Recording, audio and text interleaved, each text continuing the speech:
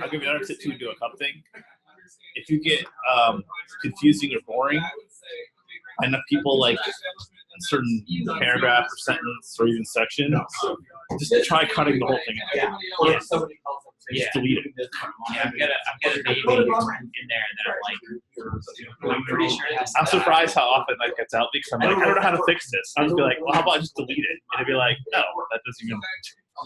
That's why people are feeling that way because it's like it's kind of unnecessary copying. Usually my problem is I put too much in.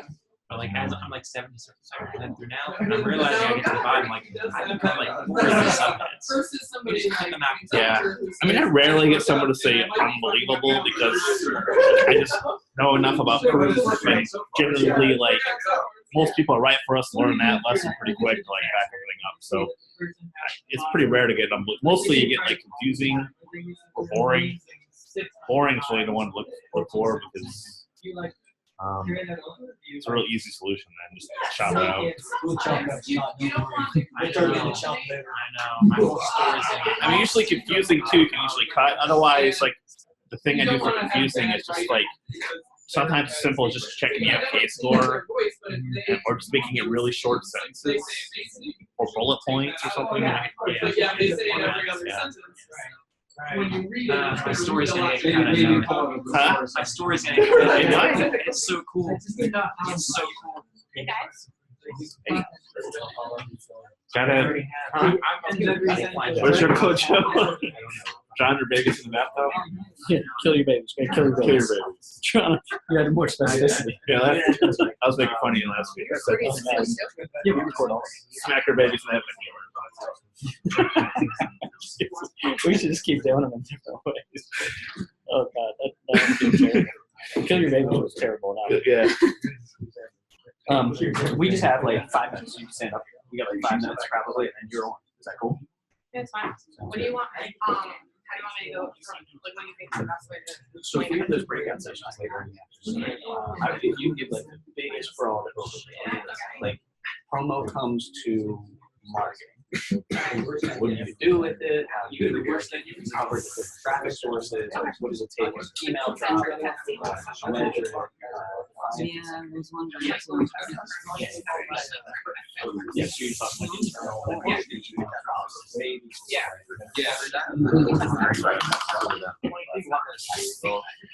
yeah, if you can ever be ready, and if you can like what you're looking for, discussion on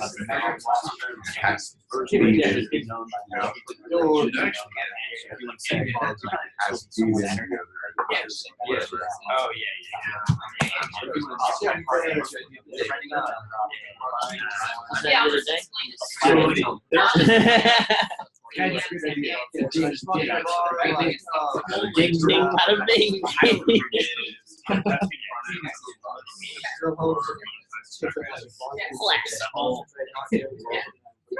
Copy Chief is a website. Copy Chief.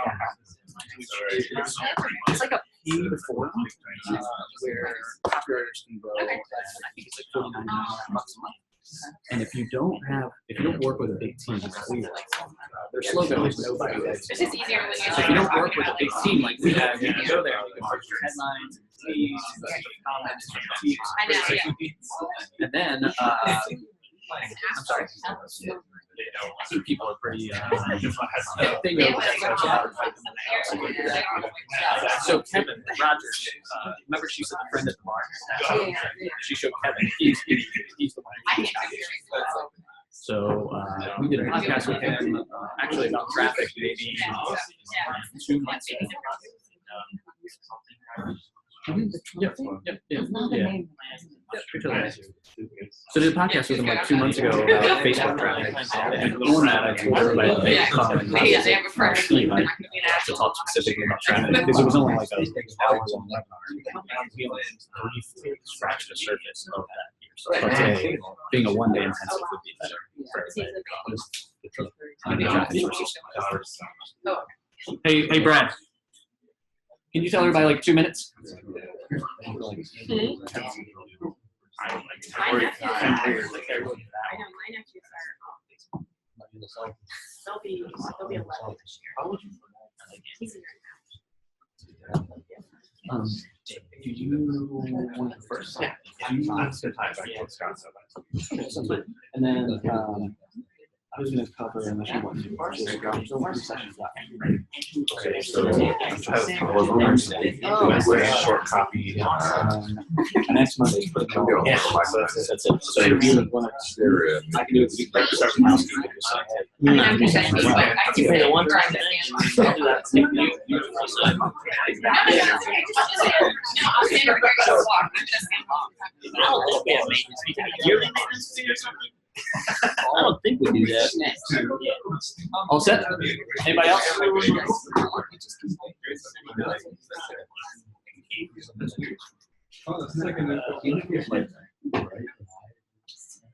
Okay, so everybody from Agora knows this, but for the people that are outside, at least, of Agora Financial, I told you this earlier, but we're recording this, so anything you say ends up on a recording. So if you don't want something said, if you want to bash somebody out there in the industry, it's now recorded. So watch what you say. Anyway, Ryan's going to take it. I get some notes, and then we'll kick it to Katie. But this officially begins, the traffic portion of today's Copy Camp. So last week, Scott talked a little bit about traffic. Specifically, he talked about the numbers of direct response, which really was like the math of direct response. And if you remember, he showed one example from a Lyft note, an email he wrote that actually quadrupled his response, like a 400% increase, just by changing the copy to get more traffic to the promotion. So I hope you guys start to see how important the traffic aspect is to what we do. Scott's presentation was basically like the ways we can actually influence that directly, but there's a whole other world out there that impacts your promotion as far as getting the traffic there. And that's what we're going to talk about today.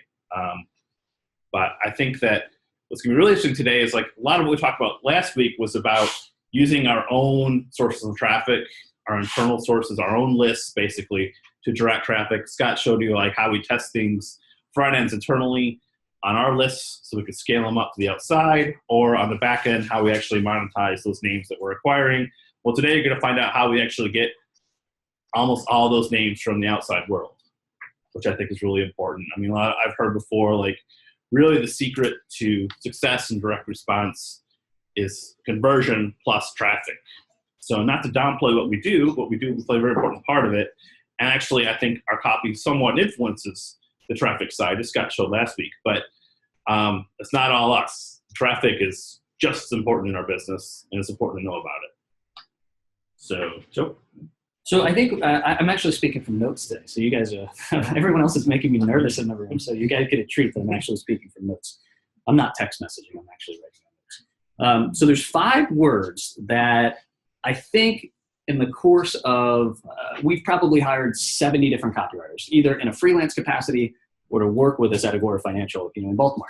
And there's 5 words that only 2 copywriters of those 70 have ever asked me during their interviewing/hiring process. And those 5 words, I'd hire any copywriter almost without talking to them for the rest of the interview if they'd ever say those 5 words. What are the 5 words? And only 2 people have ever asked me it. And it's super important. You guys, I'm looking around the room for all the new copywriters. You all should have asked this during the time that you spent in Baltimore before we hired you. What are the 5 words? How do you get traffic? Oh, how do you get, I was going to say, how do you drive traffic? Yeah. Boom, you nailed it. Right? So those are like, to me, some of the most important words that a copywriter could ever ask before they agree to work with a client or to join an in-house copy team. How do you get traffic, or how do you drive traffic? Because like Ryan said, our little motto, right, is converting copy plus traffic equals obviously sales. You can write the best copy in the world. If you don't have someone that could drive traffic to that copy, we do not make any sales. You do not earn any royalties. So copy itself is not always just copy, right? And I'm going to give you a perfect example, and I'm going to make this division somewhat anonymous of Agora so that we're not bashing them. But a couple years ago, we had a promo converting at 5% to our in-house traffic, right? So you send the front end promo. You guys all went through the metrics of direct response last week with Scott. You send the promo to the in-house file. 5% of the people who saw that promo ended up ordering. there was a different division in Agora that had the exact same metric. They were sending a front-end promo to our files, because we had swapped with them, to the same list, and they were getting a 5% conversion. The person who wrote our promo ended up getting paid $182,000 in royalties. The person who ended up writing their promo, even though I don't know their royalty rate, probably got something like $1,200. And the difference was that they never drove traffic to their promo. It had the same conversion rate. Their marketing team, their traffic driving team, couldn't figure out a way to drive traffic to that copywriter's promo. So that's what we're covering today. That's the importance of what we're covering today. After you have a promo that goes out, and after you have a promo that has been tested, your best friend in our entire business is going to be a traffic driver, because you want all and as much traffic as you could possibly get to that promo, because that's going to be the way that you earn royalty rates. So in the old days, when I started, there was only one traffic source, and that traffic source was pretty much direct mail. And that was an easy traffic source. So you wrote a promo, you gave it to a marketing manager. What the marketing manager did at the time is that everybody's got lists for rent out there for direct mail, right? So anything that you've ever signed up for, you've went on someone's mailing list. And in the old days, what we used to do is we used to go out there and rent everybody's mailing list. And there was a tiny core group, probably of like 50 different mailing lists that everybody rented all the time. You'd put together a direct marketing mail plan. It could consist of 50,000 people or 75,000 people. You dropped that promotion in the mail. You waited for about a month to get responses back, and then you did the same thing over and over and over again. The list universe wasn't enormous like it is today. The reach wasn't as wide as what it was today or what it is today. And it was a pretty simple traffic source. You look at it now, and it migrated from just direct mail now to email drops, right? So everybody who had direct mail lists now had email lists. Now, if you take it the full step further, we've got a gazillion different traffic sources. Katie's going to give you an overview of those today, and then because it's such an important topic, we're going to break out into little breakout groups later today, after lunch, and we're going to go through each one of these traffic sources more specifically, how to write for those traffic sources, how to stay compliant on those traffic sources, because each one is very, very, very, very different. Again, the days of just doing direct mail where everything was relatively easy are over. So that's why we're going to do it in a much longer format today. So the way that I like to think about it is, that quote that, and I'm going to screw this up because I screw every quote up, but if a tree falls in the woods and there's no one around to hear it, does it make a sound? Same way that I think about promos. So, if you have a converting promo and you don't have anywhere to send it for traffic, you ever earn a royalty check. So that's what we're covering today. So with that said, Katie's taking it over, and she could speak much more intelligently than I can about all traffic sources. All right, so I'm on notes too. So I apologize. Last time I did this, we had like a whiteboard, and I was able to write all of the jargon that I'm going to go over down, so you guys had it. I don't have that, so please stop me if you need me to repeat an acronym or a piece of jargon that you don't know. There's no shame in that. I have marketers who still, I don't think, know all of these terms. There's a lot, because there's a lot of different traffic sources, and I'm happy to define like every single one for you. And if you have any questions, I know you guys went over metrics, I guess, last week. If you have any questions about that, because I'm going to bring up conversion rates, click-through rates, all of those things, I can also review any of that and how it's relevant to what I'm going to talk about. So you guys spend 12 weeks writing a package and get it through legal, which is, I was part of that process for a while. I know how painful that can be and how victorious it is when it's finally out of legal. And then kind of what's next is a lot of the new copywriters' first question. So what's next usually is that you're going to test your promo internally to our house lists like Joe was talking about. We are going to run those lists to usually an e-letter first, not to the paid file usually first, just because paid files like really special real estate. So we're going to run it in insert ads usually in the e-letters, or actually, yeah, we would run that to paid file in the insert ads. Everybody's clear what an insert ad is? Mm-hmm. All right. They're also called space ads, SPADs. They have like a million different names. We'll run an insert ad first. We're looking for somewhere around like a 3% click-through rate. And then we try to find for a front end somewhere between like over a 2% conversion rate. We can get like a 3% conversion rate on a front end internally. We know it's going to pretty much kill it externally. Is that in line with the numbers you went over? Yeah, so let's just break this down real quick so everybody understands. We tested internally first for two reasons. Number one, because the traffic is free, because there are lists. We can write to them. tomorrow. It doesn't cost anything. And number two, because not only is the traffic free, we can get to it fast. Yeah. If we have to wait to test your promo externally, it could take a week. Yeah. It could take 2 weeks. It could take 3 weeks because we don't control those external lists. We also know those lists. So we know there's consistency when you're testing anything. You want to have like a control. That is our control. Like we have consistency and we know the responses that our lists give us are consistent enough that we can predict how something is going to perform to colder external traffic. So that's another reason why everything gets tested internally first. We test in insert ads first because we have a lot of copy, and dedicated real estate is worth a lot of money to our company. So if your promo hits one of those benchmarks, the next thing would be that we would test it in a dedicated to that same list and see again if we can get consistent results. You're looking for, then when you move on to a dedicated, you're looking for obviously as close to a 20% or over click-through rate on the lift and still the same conversion rate, around 2 to 3%. Everyone following me so far? This is for front ends only. Yes, this is for front end only. So all I'm going to talk about today is front ends.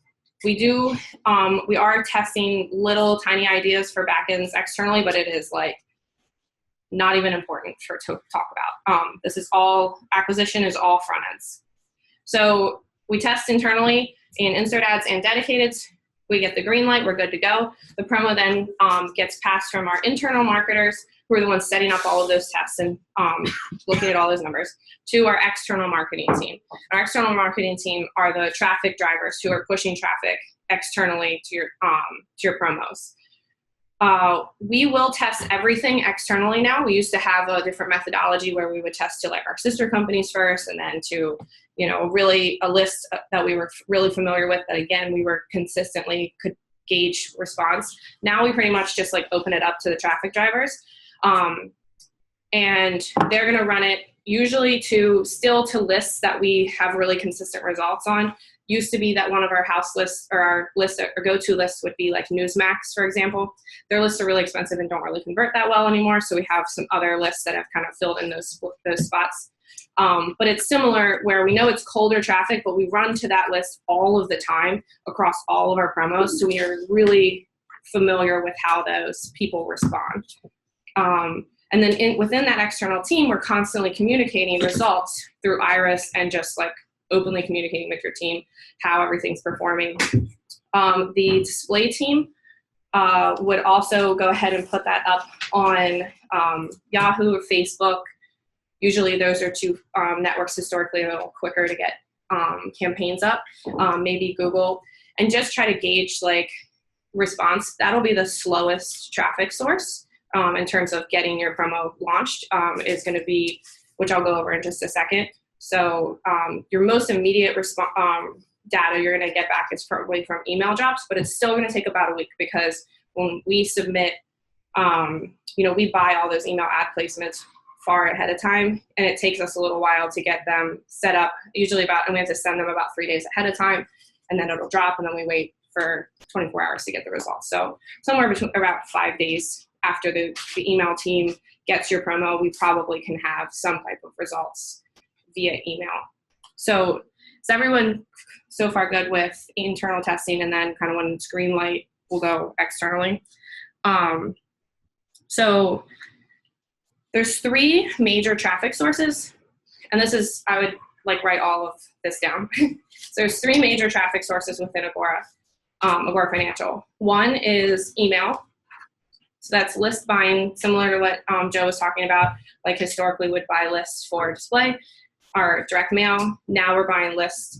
People own lists that they acquire through lead generation or any other means. They sell a product and then they have a list of people. We rent that list and we send an email dedicated to that entire list.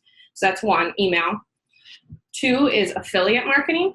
So affiliate, when I talk about affiliates, I mean like a true affiliate, not internally. Well, we get kind of confused because we call our sister companies affiliates. So the other companies that are owned within the Agora umbrella can also sometimes be referred to as affiliates. I try really hard to just call them sister companies because we in Agora Financial actually have about over 120 active true affiliates every month. and it gets confusing. So affiliate means, you own a blog about, or Joe owns a blog about copywriting, and he's constantly writing to this list, and he's constantly engaging this audience via either like blog posts or content distribution strategies on social media, or he's selling copy camp notes and for free, and you're joining his list.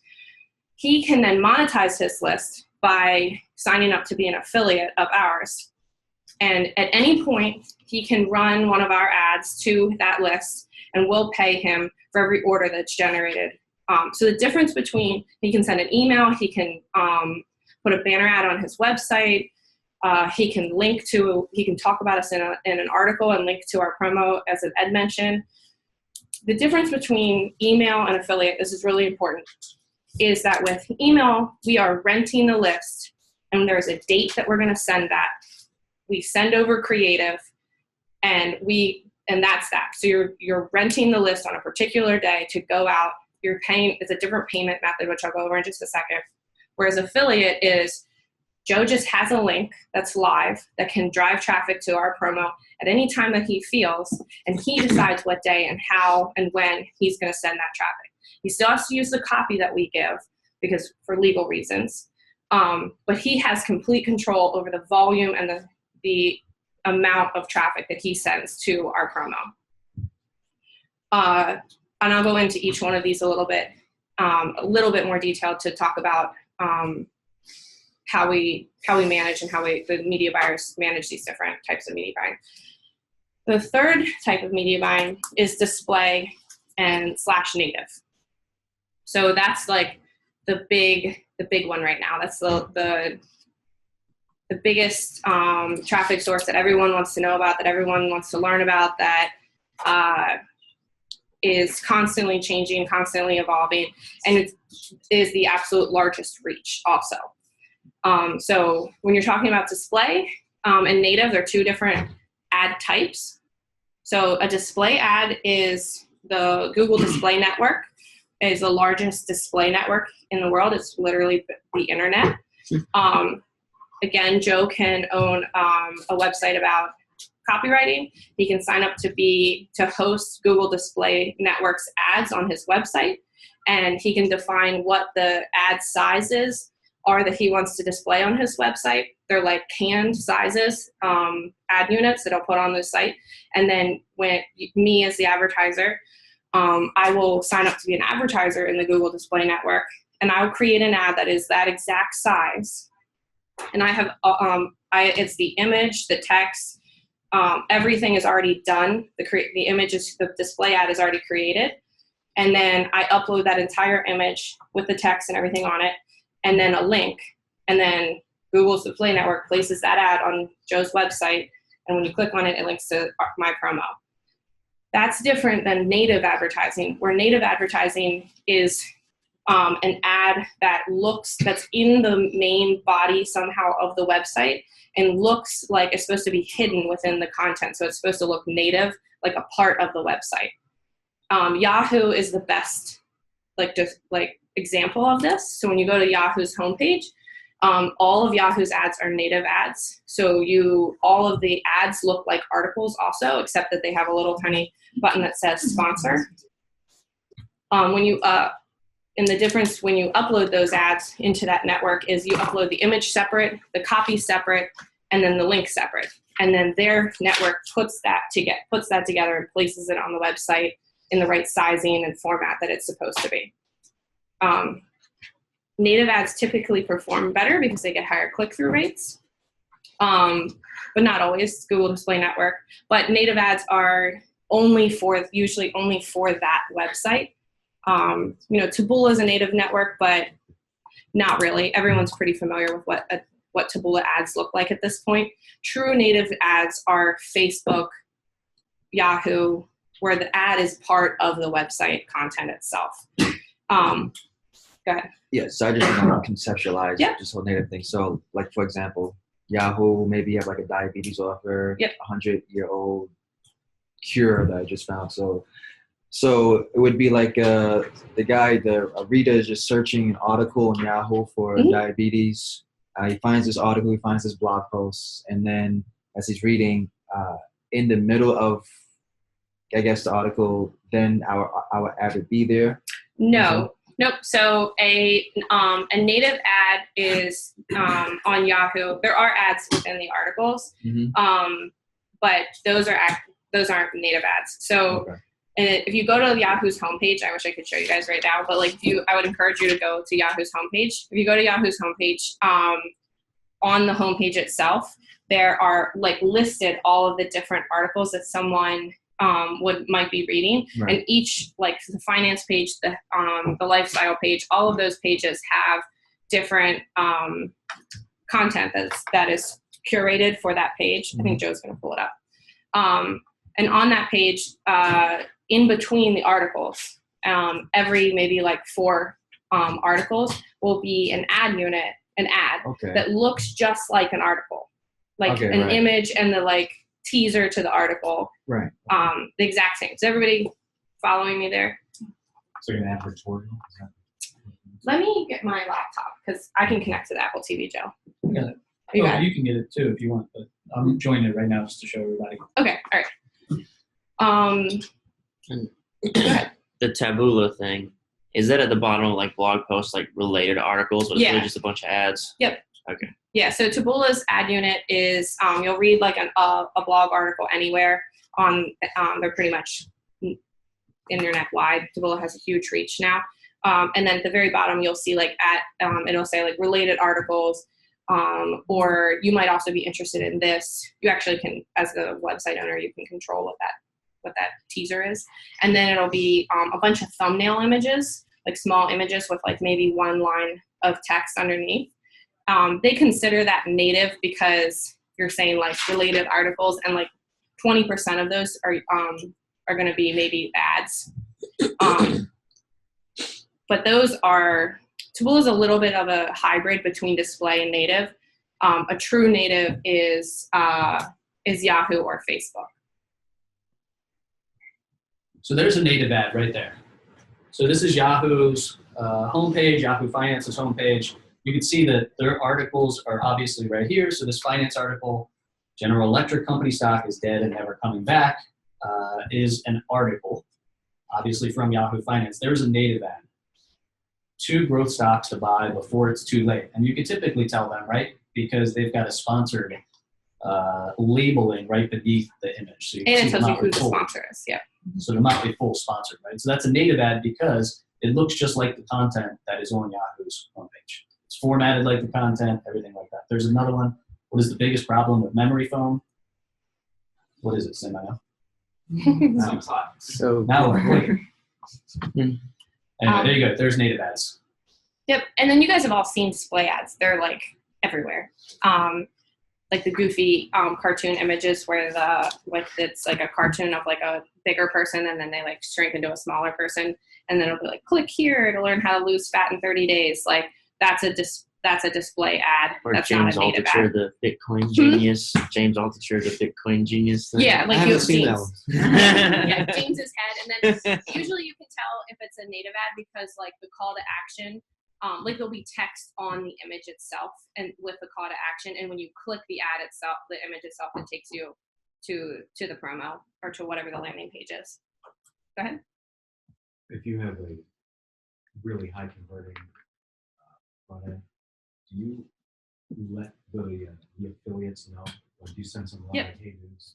Yeah, so I'll go into more detail in like each like affiliate and email because I want to explain. You pay for each of these types of each type of these traffic differently, and I think it's important to understand. I'm just going to go over them really quickly because it's the way we pay for advertising is one of those pieces of jargon you'll hear thrown around the office a lot. So I just want to define those for you. So those are the 3 main types of traffic that we drive at Agora. And although display and native is like the largest reach because it's really reaching the entire internet, you can literally you can like take all targeting, you can have no targeting whatsoever, and it'll just target everyone on the internet with your ad. Or you can like hone it in and say like, I only want to talk to conservatives who are 65 plus, who are interested in, have shown some interest in finance. Well, then you're talking about a much smaller, honed in audience. But the sky's the limit when it comes to display native. It's the whole internet. Can I interrupt you real quick? Yeah. So I just want to put a point on this too, because what today's session is meant to do is give you an overview on all of these traffic sources, and then we'll do these breakout sessions. You don't have to know how all the bidding strategies work. You don't have to know how all of the potential targeting works in Facebook's media buying application. What you have to know is how to speak with a traffic driver who does understand those things. So if they come back to you, if the traffic driver comes back to you and says, hey, you copywriter, I need a display ad. We can choose whatever image you want that's not offensive or whatever it might be. You go, I don't know what you're talking about. Like, I don't know what a display ad even fucking is, right? Yes. If you have that conversation with them, then your promo does not get traffic. So you have to understand these to the level that you can communicate clearly with a traffic driver. Yep. So as Katie goes through, because all the math can get really complicated that she's about to go through, we're going to cover it kind of broad, I'm going to try to top go level as view, high level. just so you can understand each one of the traffic sources to be able to intelligently speak with someone who should be a traffic driving expert who can get into the very complicated strategies. So it's critical though, that you understand these things. If not, you suffer from no traffic and no royalties. Paris, what do you got? Yeah, I have a question about something you touched on a second ago. With native, do you find that you get more success going right to the sales page or going to an interim page first? You always get more success if you go straight to the promo page. It's just whether policy will approve it or not. The only time there's two caveats where that's not the case. The one is you can't get policy to approve it, and then you have to put an interstitial page in between, like an advertorial page. Or you get a really good click-through rate on an ad, but you can't get conversions because there's too big of a difference somehow emotionally or topic-wise between the ad and the promo. So you can put an interstitial page in between, and you're gonna get that high volume of clicks from that really good ad, and then that interstitial page will hopefully tie the bridge between that ad idea and the promo page. But every time you ask for an extra click, you're losing someone. So if the best case scenario is like a killer ad that goes straight to a promo, they get it and they want to buy, and you're going to absolutely get the most reach with that. I'll tell you a funny story on that one too, if I could tell you guys a story. I think it was probably like 10 years ago, we were trying to sell our put selling service, which is called Income on Demand. And the gentleman who was writing our big paid file at the time, the 5-minute forecast, was Addison. So Addison's writing the 5-minute forecast. And he and I are having a discussion on instant message about how put buying actually works. So we're having this discussion.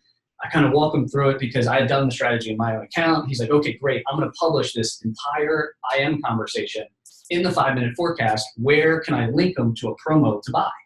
And I was like, oh man, we don't have any promos. So we have to have them call into our telesales department to actually order. Have I told you guys this story before? Mm-hmm. This is good. So he's like, what's the telephone number for telesales? So I give him the telephone number. He publishes the entire conversation in the 5-minute forecast. And like 30 minutes after the email goes out, I'm like, oh, you know what?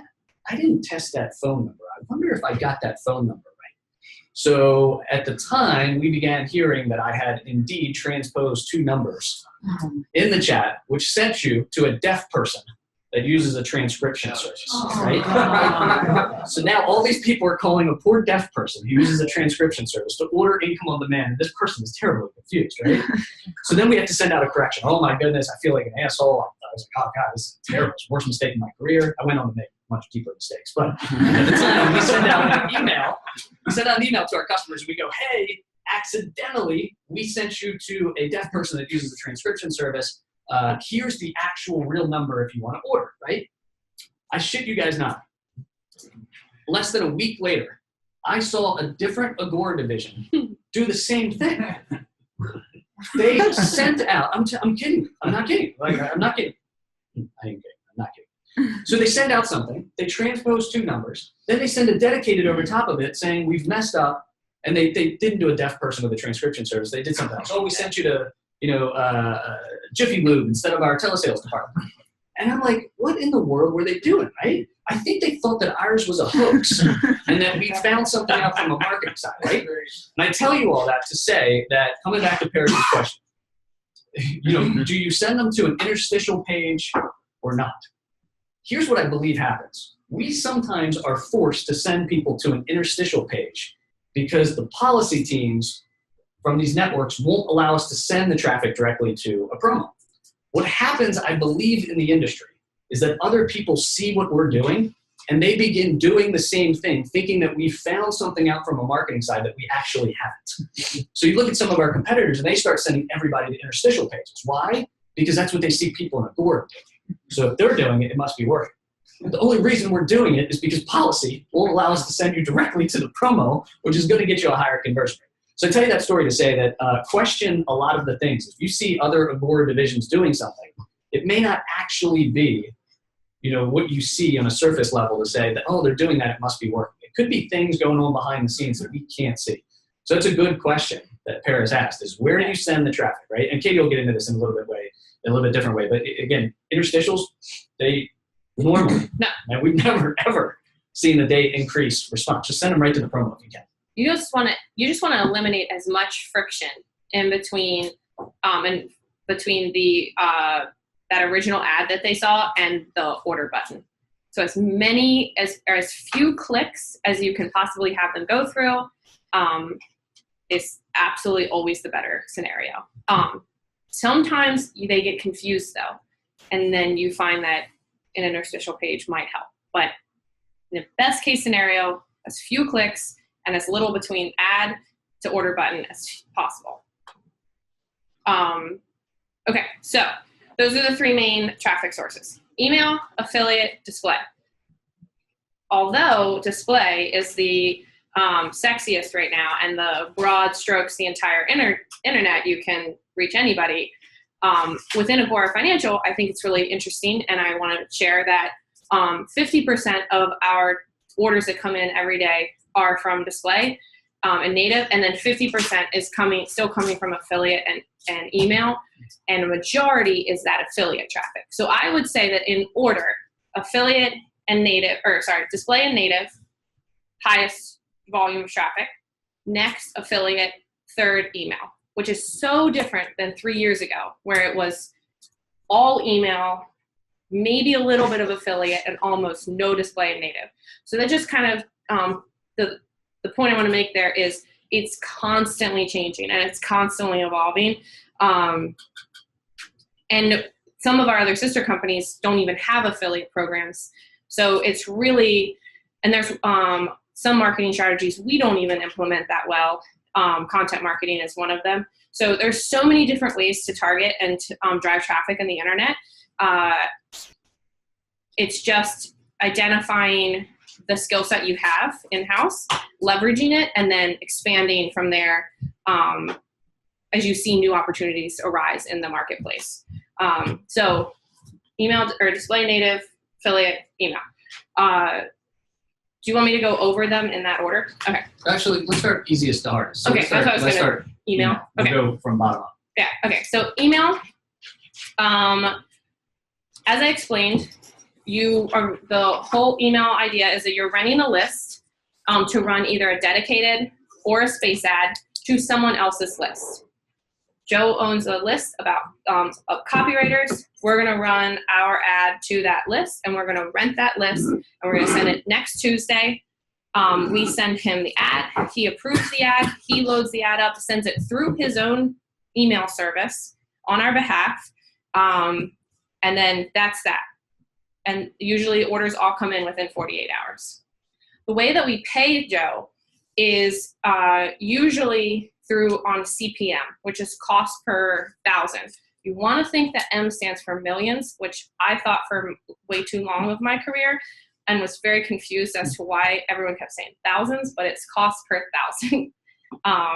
So CPM is cost per thousand, which means that for every 1,000 people on his list, we're going to pay a certain dollar amount. Follow me there? So other people call it a flat rate because lists are always a certain they live at a certain quantity. You can also choose to only send to a particular quantity of a person's list. So you can say, Joe has 1 million copywriters on his list, but I only want to send to 250,000. And then I would only pay for 250,000 to send to 250,000 people. You figured out why it's the M? Put into Roman numerals. What? The Roman numeral. Yeah, the Roman, yeah. Which still, like, Yeah. but yeah, so CPM is cost per thousand. And that's typically how we buy, how we pay for email lists.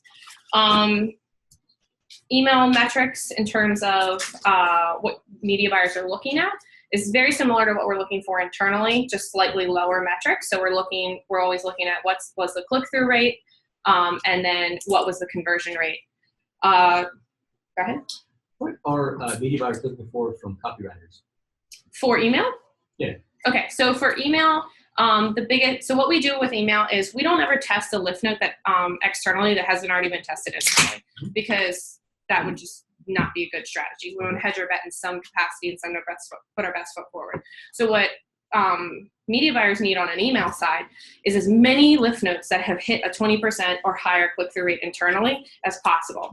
So if you have a front-end package and you've tested it, it's tested internally, but maybe you only know that you got one lift note that had 20% or higher click-through rates, or God forbid you didn't have any. The next thing that you should be doing is talking to the internal marketers and being like, when can I get a lift note test to one of the e-letters? Which means I want to write 3 to 5 lift notes, and I want to send all 3 of them to one file and see if try to get as any of them or as many of them to get a 20% click-through rate or higher, because that as much of that lift note copy as you can get to the email buyer, the longer your promo can run, because we can only rent it's just like we run internally. You don't want to send the same lift note to the same people over and over and over again. Your response is just going to deteriorate over time.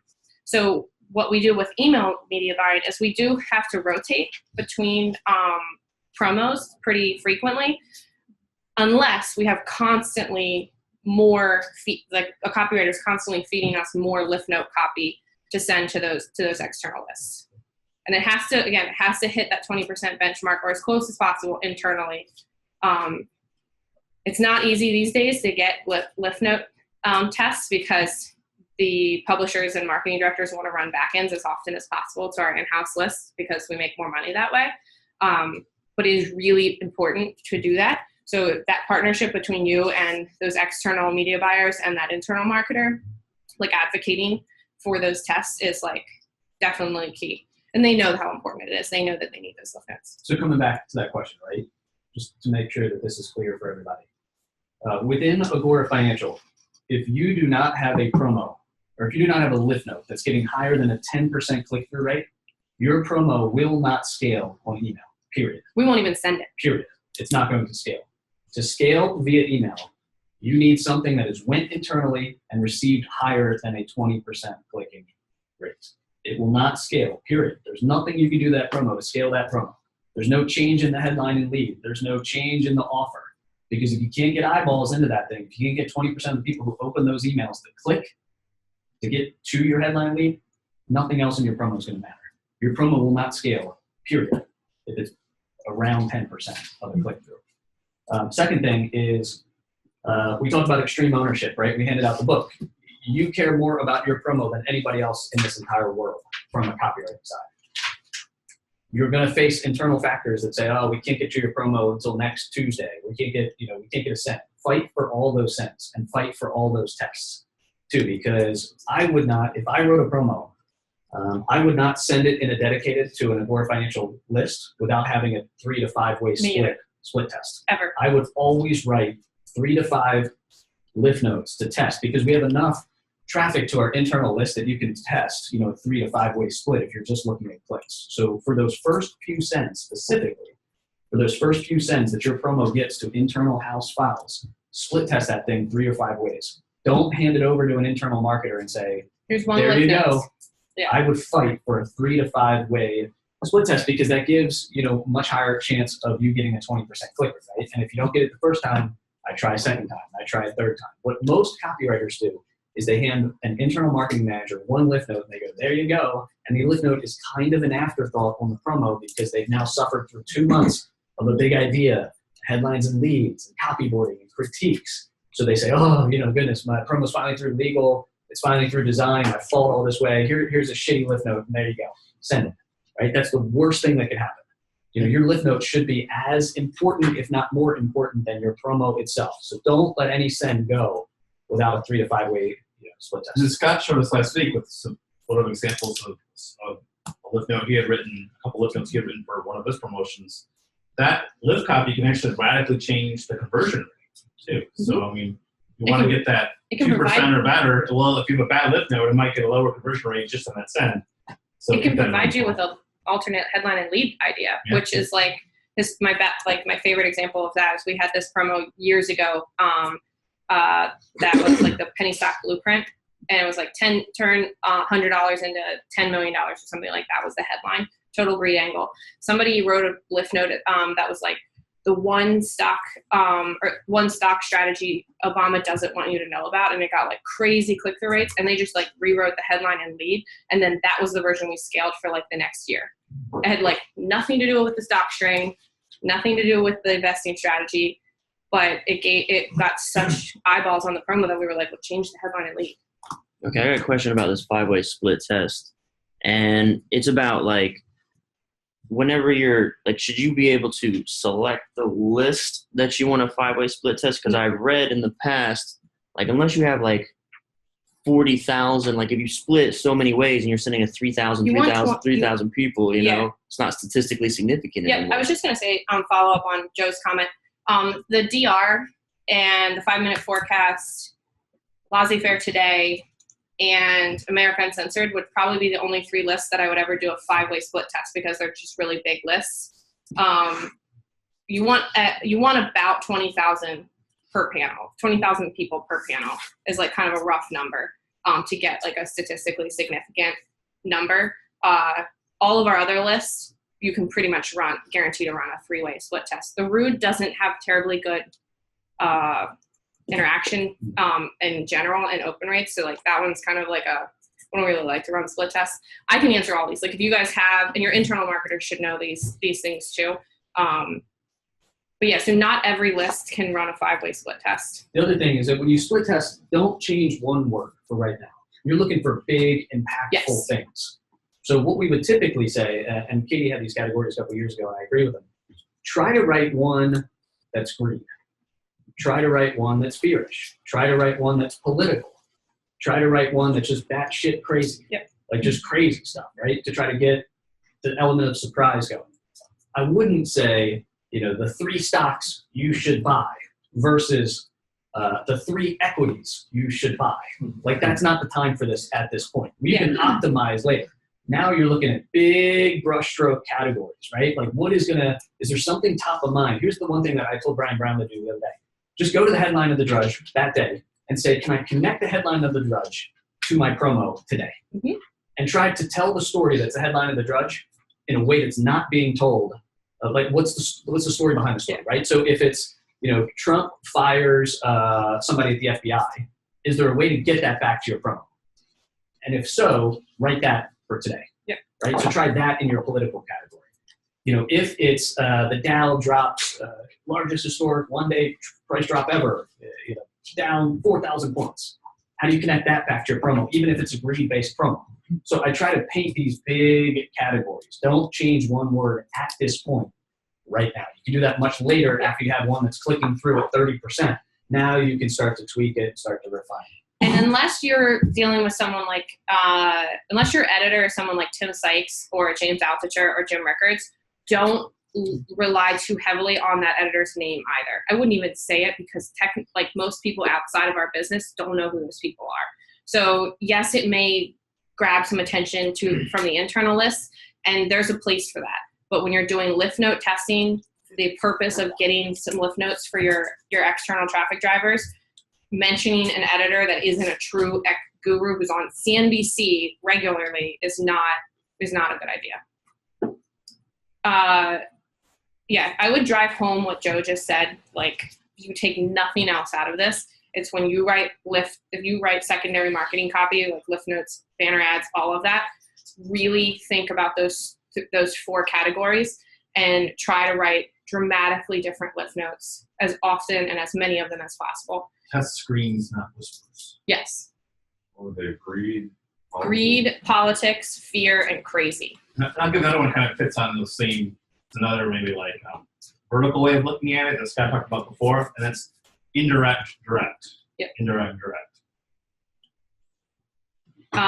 When I used to write lift notes, I'd go on Google, I'd reread my lead or a part of the report or some section of the promo, and then go to Google News and just like start searching anything like about similar to like just look and see what the top news articles are and like see if anything that's happening today, what I could do. Similar exact ideas. Joe's BuzzSumo also is a website that has what's trend, just a list of literally what's trending on the social networks today.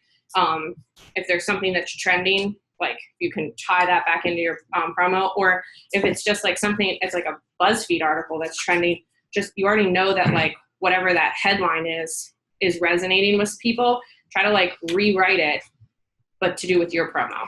So if it's like, look at what these 10 child celebrities look like now, like try to tie that into some like historical throwback related to, the Dow or something like that. Like it's you have to really like think super creatively, but that's how you get like eyeballs on the promo, is as many creative ideas as possible.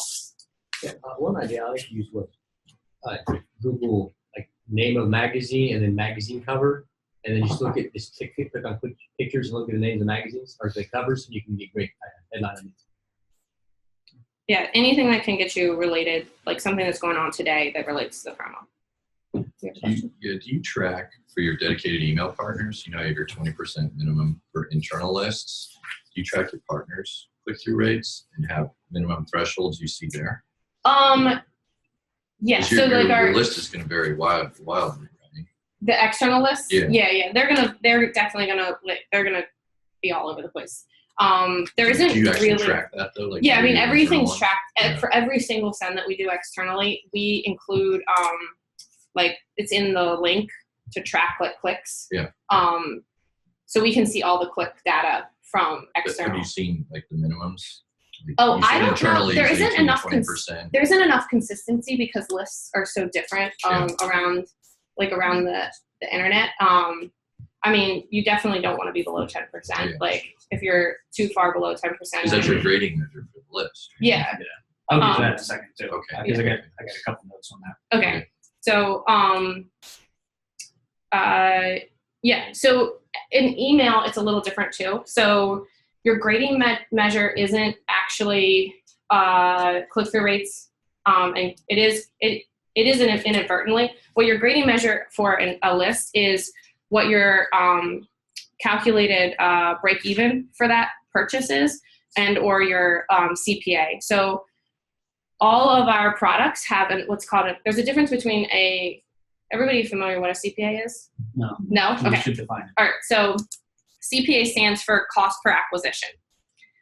That means we paid this amount for every acquisition we made. So if we have $100 CPA, it means that we paid $100 for every single name that we brought in through that particular send.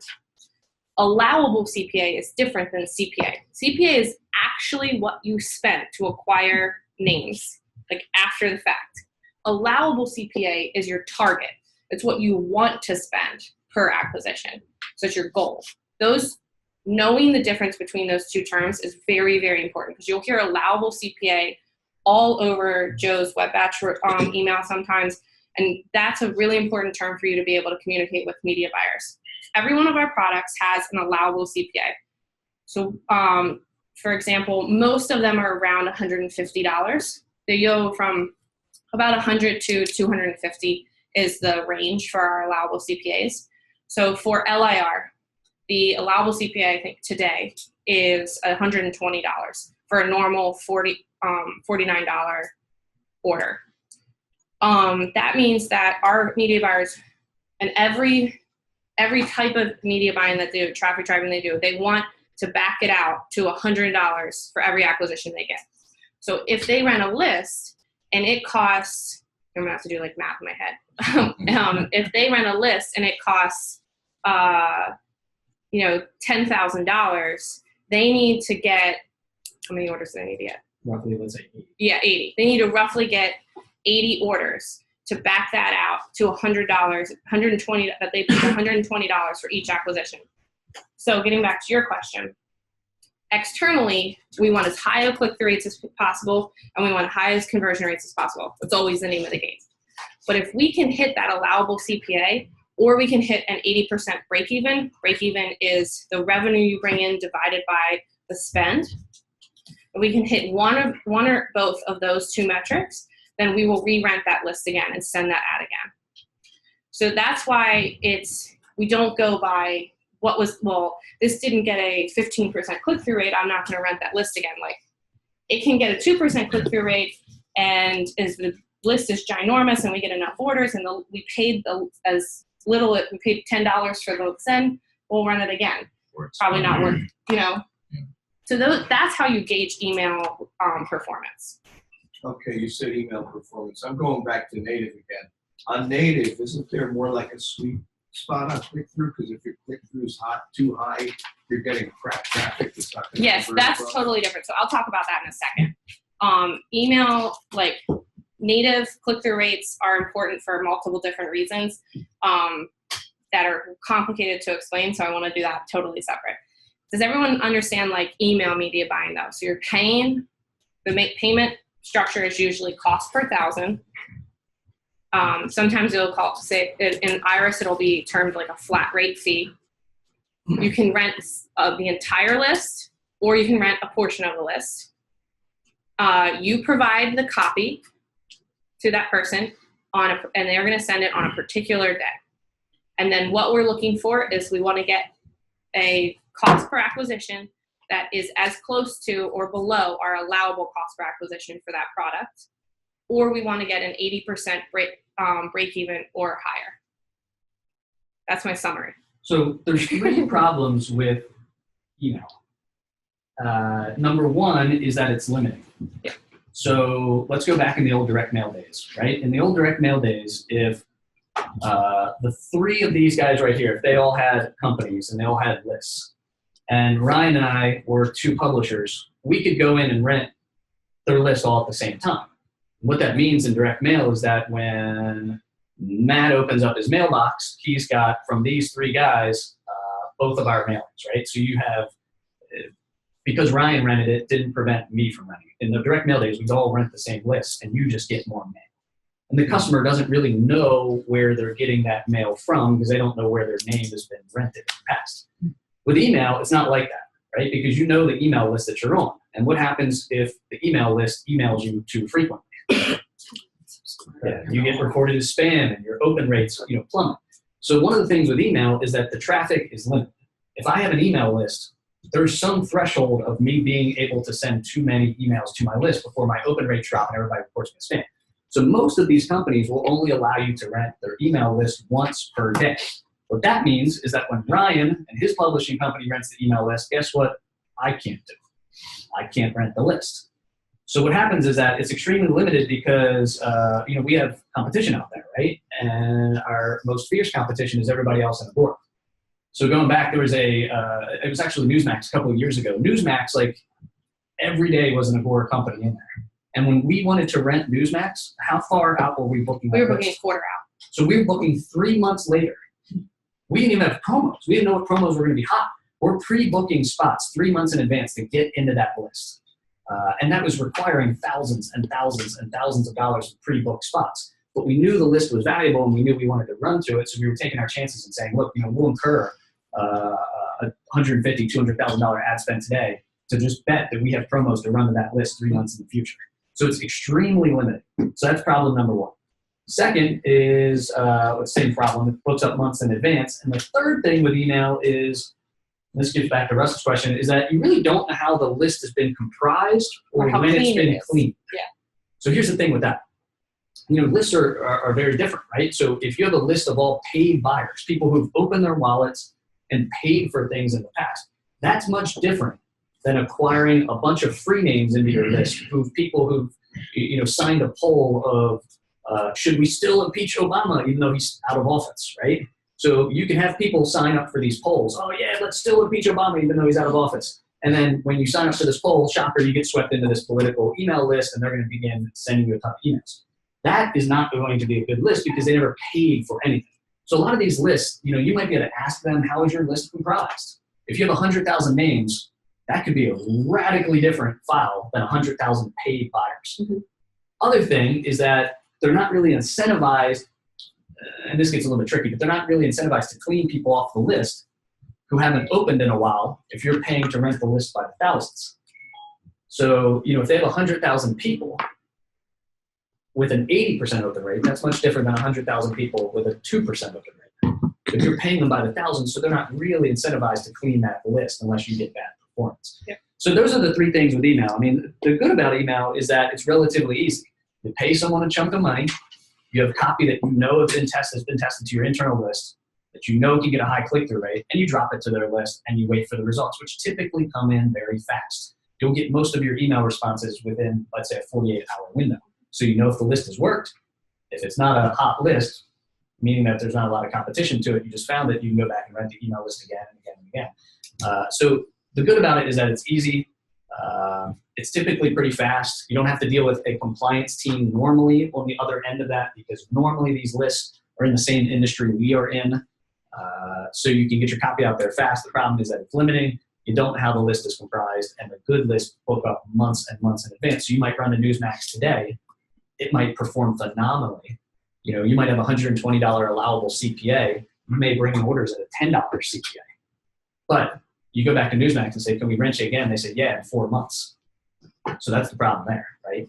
So one thing, one other thing, because they book up in advance and because their space is limited, lists are like the most trade secret sauce, keep behind the locked door, don't leave Agora Financial building. Like that's like our biggest lockdowns. Like we don't share what lists on the email side that we rent to and that we run to.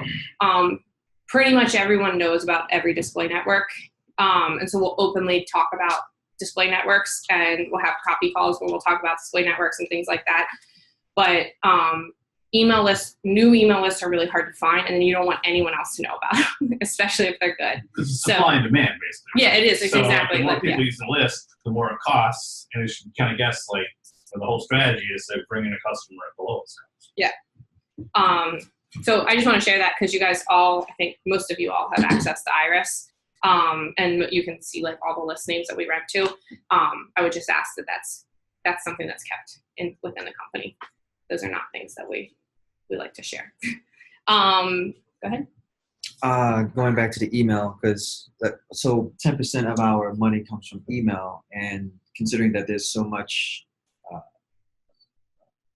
competition for space, I'm just wondering, is that the least performing part of our business compared to affiliates and display? Is it the most expensive compared to our affiliates and display? No, and it's not 10%, it's more than 10%. It's probably, let's say, it's probably at this point 25%, right, I would say. So you get 50% from display native, 25% affiliates, 25% email. Yeah, is really the and no, it's not the most expensive. Display is absolutely by far the most expensive because you have to lose so much money in the initial testing phase. Okay. So think about it this way too. With display, the reason that it scales so big is because you can go to people who've never bought a newsletter before, never heard of you. They're on some site out there searching for a new car and they find a Google display ad.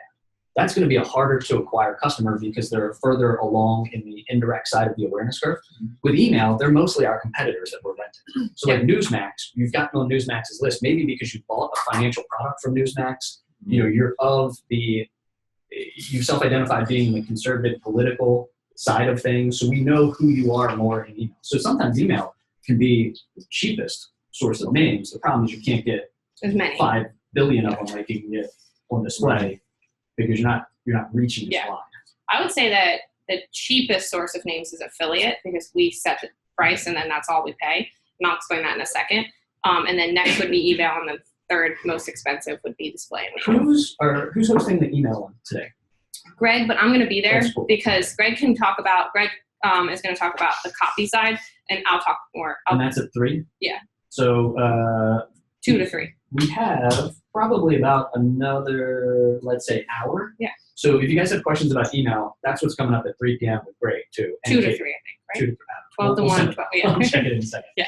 So save any like intricate questions if you Yeah. can for that session. All right, so moving on to affiliate marketing. As I explained, affiliate marketing basically just means that there's that you own a website, Joe owns a website about copywriting, and he has absolute control over the ads that are being shown on that site, what links are being embedded in his articles he's writing, and what emails he's sending to that particular list. And he's signed up to be one of our affiliates. And so now he has a unique link just for him that drives traffic to one of our promos. And we can track all those sales back just to him. And whenever he wants, he can send traffic to our offer. And then he'll get paid at the end of the month. Everyone following there? The way that he's paid, and this is the way that we pay for this particular traffic source, is on CPA. So that cost per acquisition. So we will say, hey, Joe, here's all of our products and all of our promos, and then here's the CPA that we're willing to pay for each one of these. So he'll look at, it's kind of like a menu.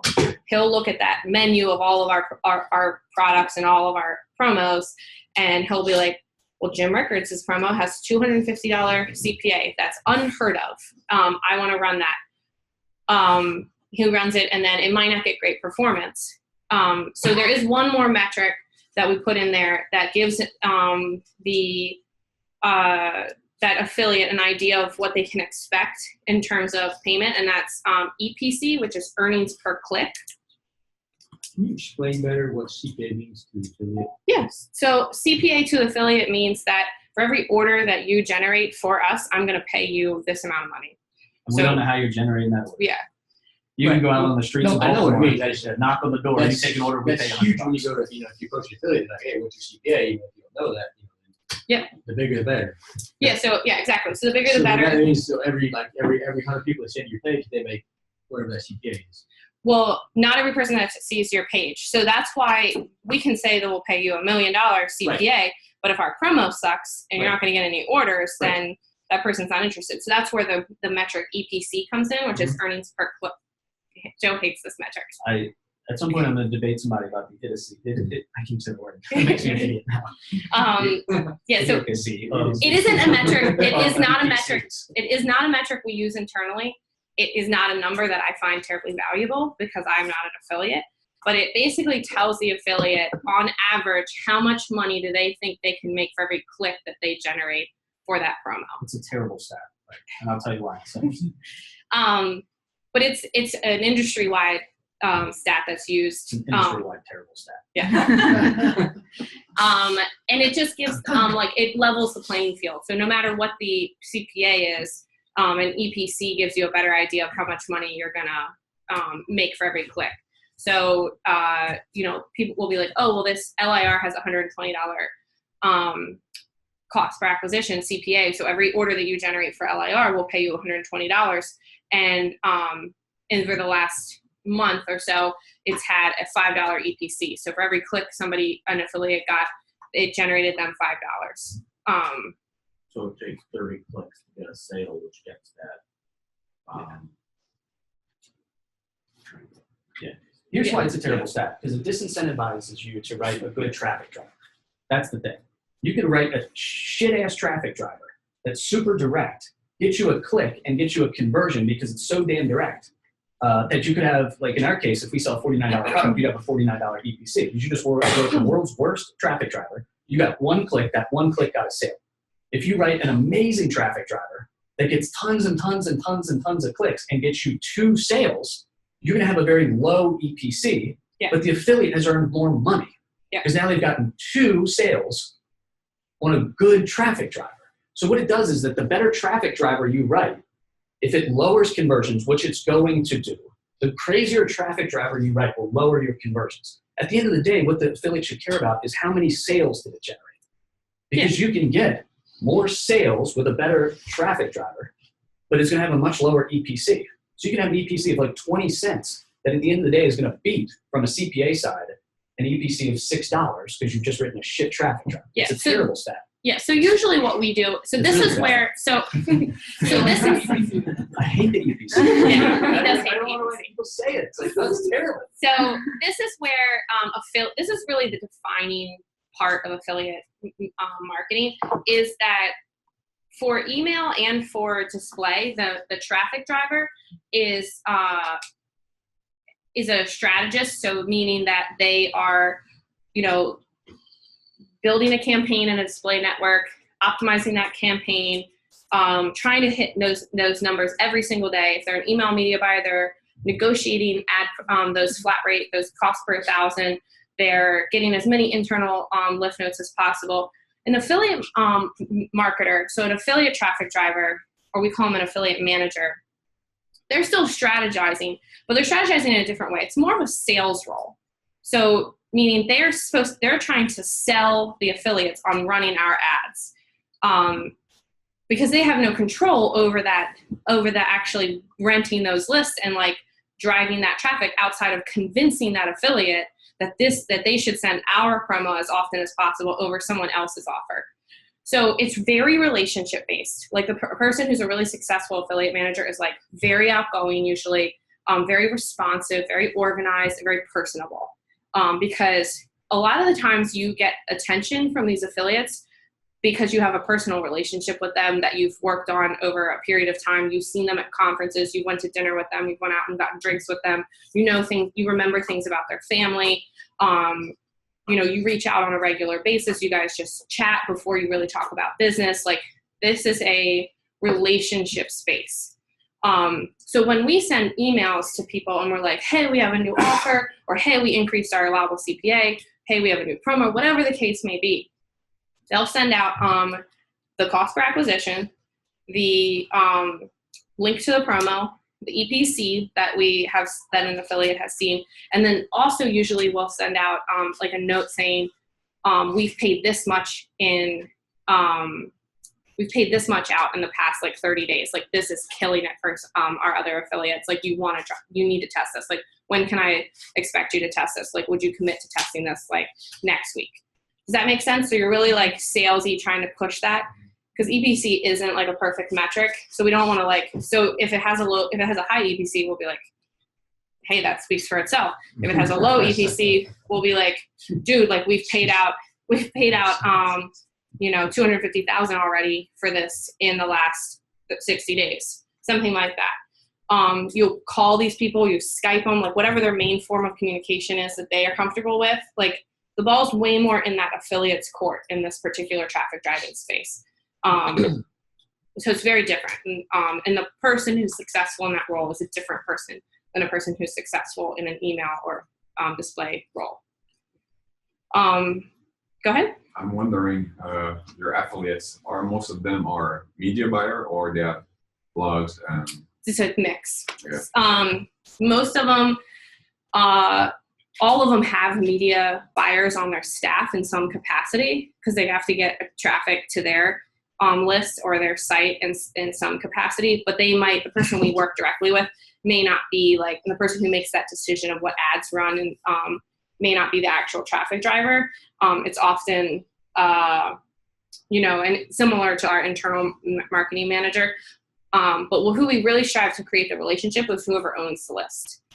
So you try to like create that relationship with the highest person in that particular organization, or whoever that particular person is. Sometimes it's the same person. Sometimes the same person's building the list by being the media buyer, makes the decision of what's running, and writes everything and sends it out. Those are like, the true entrepreneurs. But sometimes bigger guys have like actual organizations and teams behind them.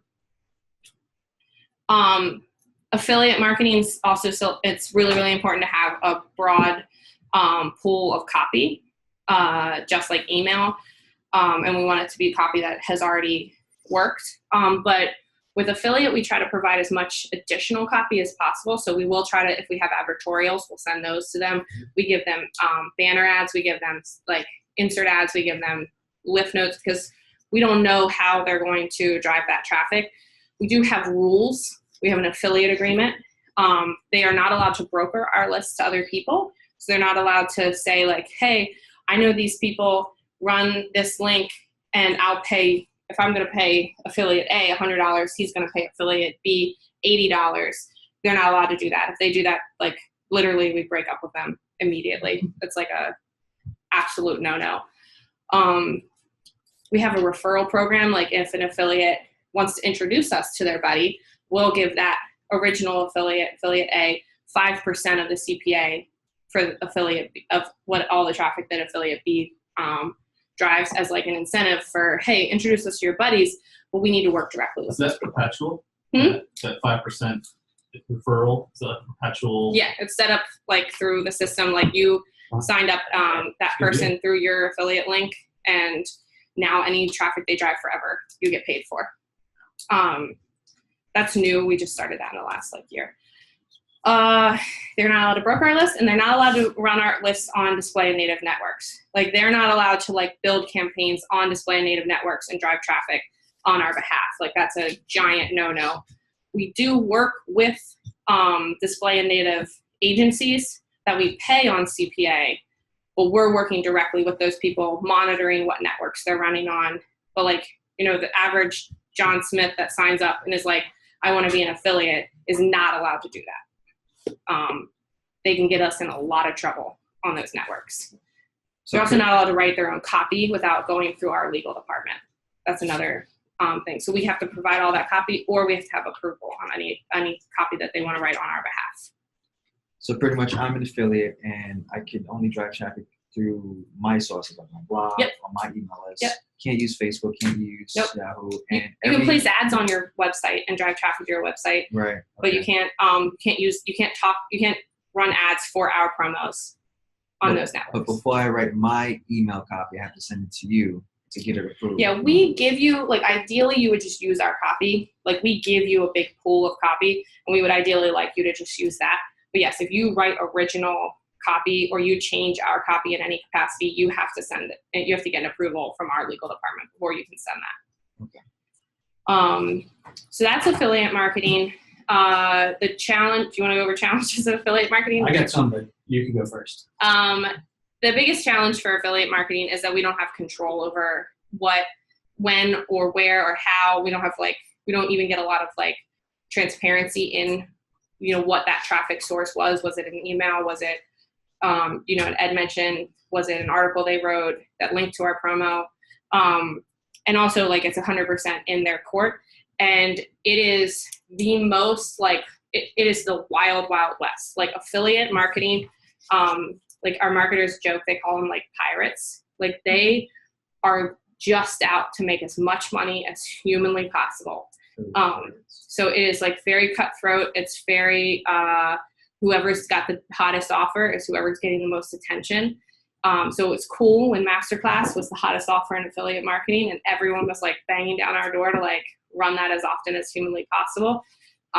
It's not cool when you're not the hottest offer in affiliate marketing, and that's where the relationships. I was gonna say we have these rules, but like we have to enforce the rules, right? So it's like probably a lot of time, like either you're just trusting in them on the honor system, or you have to actually be aware of what they're doing. Oh yeah, we have to be seated on everything. Like, yeah, they're definitely, anytime like we get in trouble for stuff, it's almost always like affiliates do something that they're not supposed to do, and we're getting in trouble for it. It's like 90% of the time.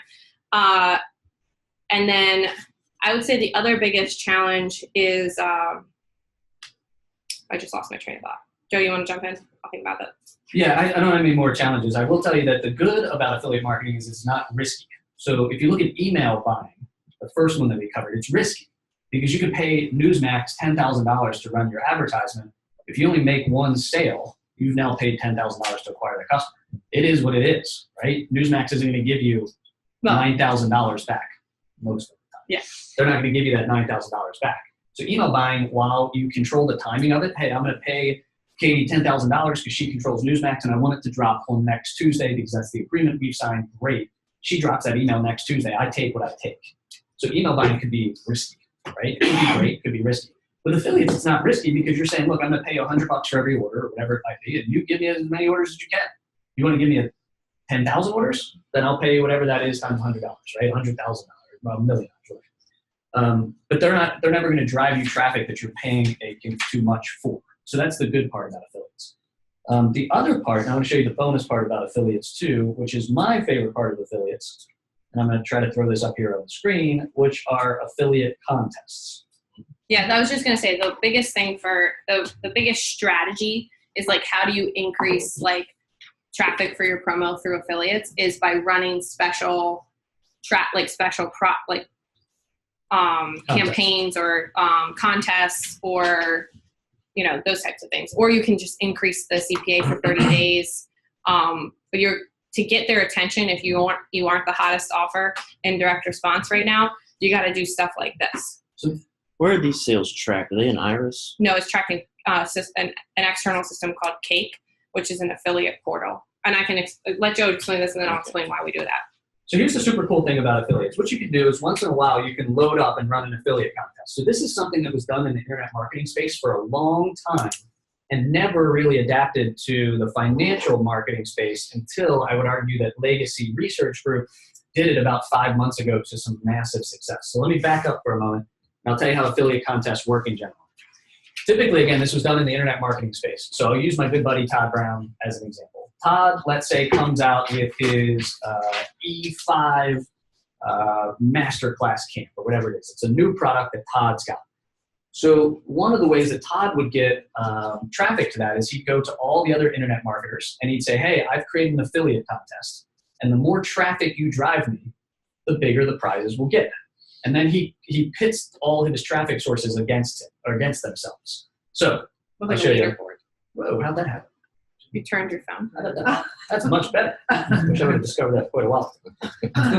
So I'll come back to this one in a second, but let's continue on the Todd example, right? So Todd's got this new program, and let's say Ben here is Russell Brunson, another internet marketer.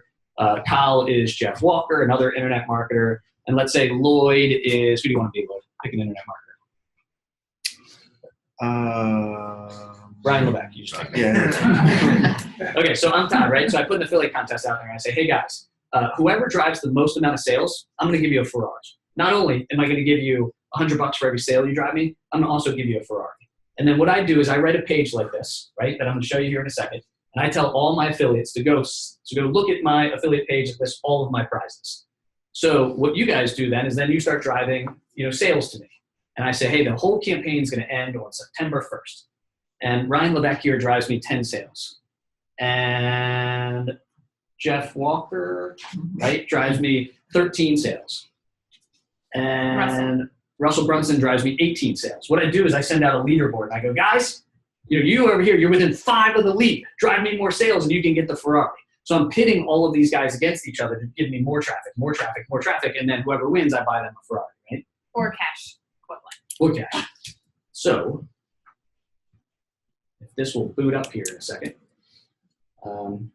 I will show you guys. So this is one of the things, again, it's been done in the internet marketing world for quite a while. And I don't know why no other Agora company decided to do it as big as what Legacy did it until they did it. So Legacy did this thing. They had a big event around Tika Tiwari. And this was a back-end event around Tika Tiwari. And they wrote a big affiliate page. I'm going to show you guys what they did for their affiliate contest. Second. Did they tie that to a product launch? No, it was an existing product. Normally, they are tied to product launches, I would say. Normally. In this case, it was an existing product around Tika Tiwari. Tika Tiwari was their, was their cryptocurrency guys. So cryptocurrencies were hot. They put together this affiliate contest and this affiliate page. They drove all their affiliates here. And it was basically, and I'm telling you why, I'm going to tell you why I'm telling you this in just a second. So this was almost like another promo. This was a promo that they wrote, not to sign up customers, but to sign up affiliates to promote their offer. So that's why I'm telling you about this. the ending before the beginning. So you guys at some point might have to write an affiliate page like this, and it will be radically worth your time because it's a sales letter to get affiliates to sign up. So it tells them a little bit about what the event is, tells them where we are in the kind of the Bitcoin bubble, everything like that, tells them what they're going to get, what the customers get when they sign up. It tells them a little bit about the guru, so they know that they're sending people to a trusted source. And here's where we get, participation incentives, right? So for every affiliate who makes at least one net sale, you will receive a complimentary year of Palm Beach Confidential, $3,000. Every affiliate who makes at least 5 sales will receive a lifetime subscription. Every affiliate who makes at least 20 sales will receive their big bundled subscription. You're also going to get a 50% revenue split. And for the top performers, you're going to get a grand prize, which is the biggest Tesla that they make. It's a Tesla Model S P100D, which is about 150 grand.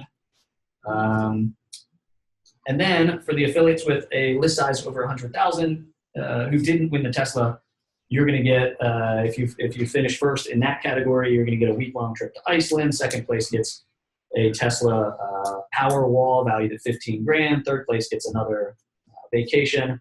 And then they split it up into tier 2 prizes, which are smaller affiliates who have lists of less than 100,000. They get some bonuses in there. Again, it tells them a little bit about the offer, and it tells them basically how to sign up. So in rare cases, you can run these big affiliate contests, which can get you a ton of affiliate traffic very, very, very, very quickly.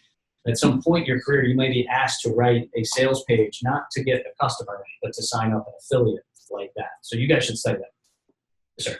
So it sounds like the secret sauce here is everybody gets something, right? But the big prizes are for the top people. Correct. You're telling them the benefit to them. You're telling the benefit to the end user who they're going to sell to. Yep. And then I'm curious. You're Paul, right? Right. No. Oh, sorry. Okay. On your financial side, where you're selling a $3,000 trading service, you can afford to give away a Tesla. On your supplement business, where you're selling, a $30 bottle of vitamins, I'm assuming you can't afford to give a Tesla, right? You're giving away lower prizes. Yeah, so I would say as long as the prize feels very valuable to the affiliate, whatever that might be, right? So if no one's doing it in the supplement world, giving away Teslas and things like that, you might be able to say, hey, here's a $10,000 vacation to Iceland. Maybe that gets you a lot of affiliate traffic because it's just not done in that space. So as long as the grand prize feels like something very valuable. In the internet marketing world, again, I've seen them give away Ferraris. I think Russell Brunson won a they're Ferrari. selling high ticket Correct. stuff in IM. So yep. So, and I've seen other affiliates. That's going to work. I've seen other affiliates where they just say, hey, for the winner, we're not going to give you 50% of the sales. We're going to give you 100% of the sales, or maybe we'll give you 110% of the sales. So you might be able to juxtapose. Everybody else is going to get 50%. The absolute winner gets 100%. Second place gets 80%, third place gets 65%, whatever it might be. So maybe you do it in a less risky side. And that type of that's probably just that's the risk of doing those campaigns, right? Is you're on the hook to buy someone Tesla. Mm-hmm. Well, it's got to make enough money to buy that person a Tesla. So the behind the scenes thing is to have a very good affiliate manager who is writing a daily leaderboard to all of the affiliates and pitting them against each other. Because that's the whole way that the thing works, right? From that competitive side. If you don't have a good affiliate manager doing that, then these contests don't really work because people don't know which place they're in. So I've seen people where, they will bombard their list the final day of a campaign if they're in second or third place to try to jump over into first place because they know they're only 25 sales out of the lead. So they'll just bombard them. They'll send 8 emails to their list on one day to try to make 26 sales and jump ahead of that lead. So Facebook groups too, where they're shit talking each other in their Facebook group, and it gets intense in the IM space. Yep. A lot of it's about the bragging rights, not just the prize. That's exactly it too. My buddy Todd, coming back to him, I think the famous story. He'll hate me. He'd allow me to say this publicly, so that's why I'll say it. But he doesn't like that he finished this way. But I think he finished maybe 5 books out of the lead in Russell Brunson's campaign of winning Russell's Ferrari. He was 5 books of a $7 book offer. It was a $7 book offer. He was 5 sales away from winning the Ferrari. I think second place was $5 grand. So not only did he lose bragging rights, he went from a Ferrari down to $5,000 payment or something like that. So it's very real in that world when you have a big offer like this. If you can gear up, work with a marketer and run an affiliate contest. to share some general numbers around Legacy, I think they created a hot list and then sold to the hot list. So their affiliates, they were running traffic to a hot list. They had the largest hot list Agora had ever seen, like 250,000 people. Yeah. You know, a good hot list size for us at a product launch might be 50,000. They had 250,000 by doing this affiliate campaign. And I think they ended up selling like 20 mil, 21 mil or something like that over the course of the campaign. About a 2-week campaign sold $20 million. That's a huge product or a huge promo for a product that already was existing. So it wasn't even a product launch. It was a product that was already out there. The difference was that they drove a ton of traffic through that affiliate contest. So that's where it can get really fun. Affiliate contest for the front end would have to be radically different than affiliate contest for the back end. For the reason Paris was saying is for the front end, there's not all that money there. You also with affiliate contests, like you have to have not only a good affiliate manager to keep people engaged, but you have to have an airtight campaign. You can't make any mistakes because so many people have vested in building that list for you, and so you don't want to like get to like the last day and the link to go to the order form doesn't work. Like something, you know what I mean? Or you don't want to. Or you accidentally tracked someone's sales at someone else's. Yes. Oh no, you didn't win the Tesla. You won the free lunch at McDonald's. Yeah. Or you want to make sure before anything happens that you know how you're going to track that 50% revenue split for every single one of your individual affiliates who drives traffic. And then you want to have incredibly timely response after the launch of like the final day when revenue is actually starting to come in. And like for this particular example, when the hot list starts generating revenue, those affiliates want to know because they're getting paid 50%. How much money did my leads start generating? And you need to have that ready to go like immediately. So it's really high stakes all around. But it's very effective. The URL, if you guys want to study this, because I think we might want to make this an upcoming copy call, to look at this piece of copy, which is the affiliate sales page, which is newmoneysummit.com.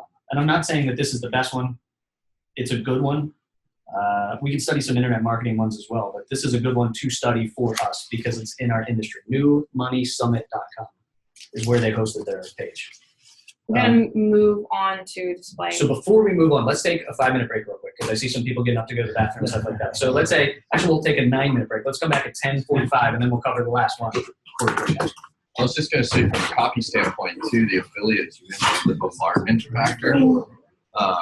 You need to know the world of that newsletter as well. What we do with all our different companies is we have a Gmail account. You sign up for every newsletter. And so you can see, because as a copywriter, when you're writing your search, you want to see what was there the week before and a week after and understand the tone. Just like she was saying, the voice of the newsletter. And then we're not bombarding the same message. Yeah, exactly. I've been on the road for like, Okay. That sounds great.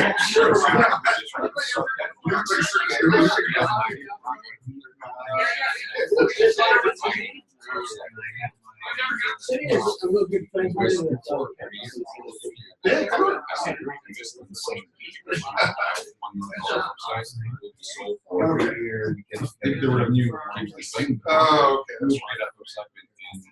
In 3 years.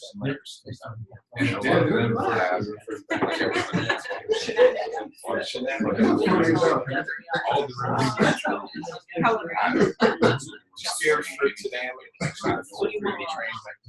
Yeah, so you can get in there and monetize that. Absolutely. Yeah, we started looking at this cash structure, and that we need to invest in cash. We have a lot of cash, and not many places to put it. So, exactly. If you find a site that has a lot of eyeballs, if you said didn't monetize it, you can buy that site for cheap. Just monetize it. Absolutely. If you know of any targets in their financial But the best way to feel would be to partnership or get to know people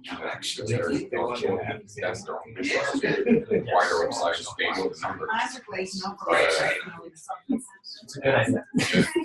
That was good. And I'm sure like you could do Dinner with Ira.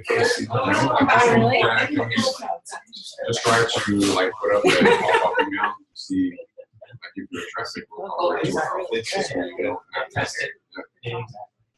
Yeah, we've done that a couple times with just different partners that we wanted to work with.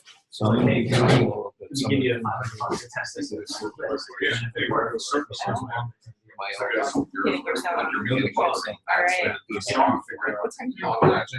I hope for that. So you have $4 million. Good stage. I'm sure. You business in that role. Very good. Right in the back. Oh, Yeah.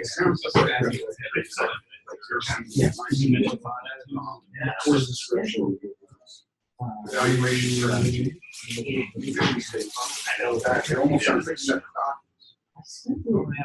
think it is. Most of them, then there's an application down at the bottom that seems to walk through. That's what I was talking about. Oh, yeah, that's right, marking this territory. So I don't know, I probably just need to get on the phone with the person. I heard the talk this morning was excellent, Paris. That's what I heard. Yeah. That's what I heard. Yeah, so we're gonna go here until 11:45. You haven't heard my 12:15. 7/9 voice text. I'm excited to So start about 7 or 9. there's like a breakout session about people. Anything related to media buying, copy. So I was involved in 1 to 2, then same thing with Facebook a little bit. 2 to 3 is going to be and then we're not starting. That's it. So Now it's over.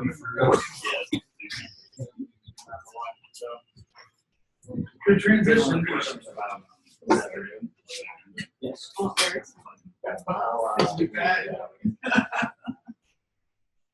talking, everybody. I enjoyed it. Did you guys get the agenda? I sent over? I've given versions of it 4 times, but I've changed it every time. And this one was a little bit longer, and then I haven't included the 7 types before. It's basically just people are always software, so we use software. Yeah. But having a context for the software would be good too. So, Yeah, great job. so I'm gonna run a workshop on it eventually, all day on developing the style guide and doing all that. Yeah, it's like super bright. Yeah, there it goes.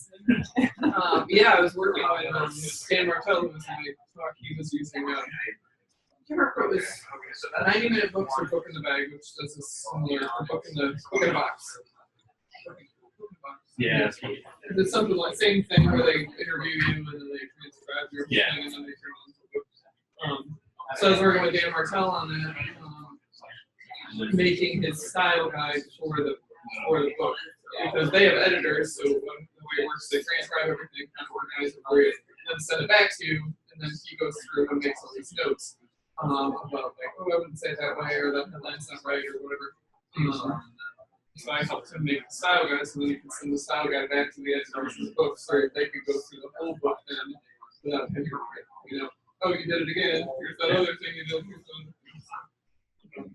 Do you give the style guide to the guru?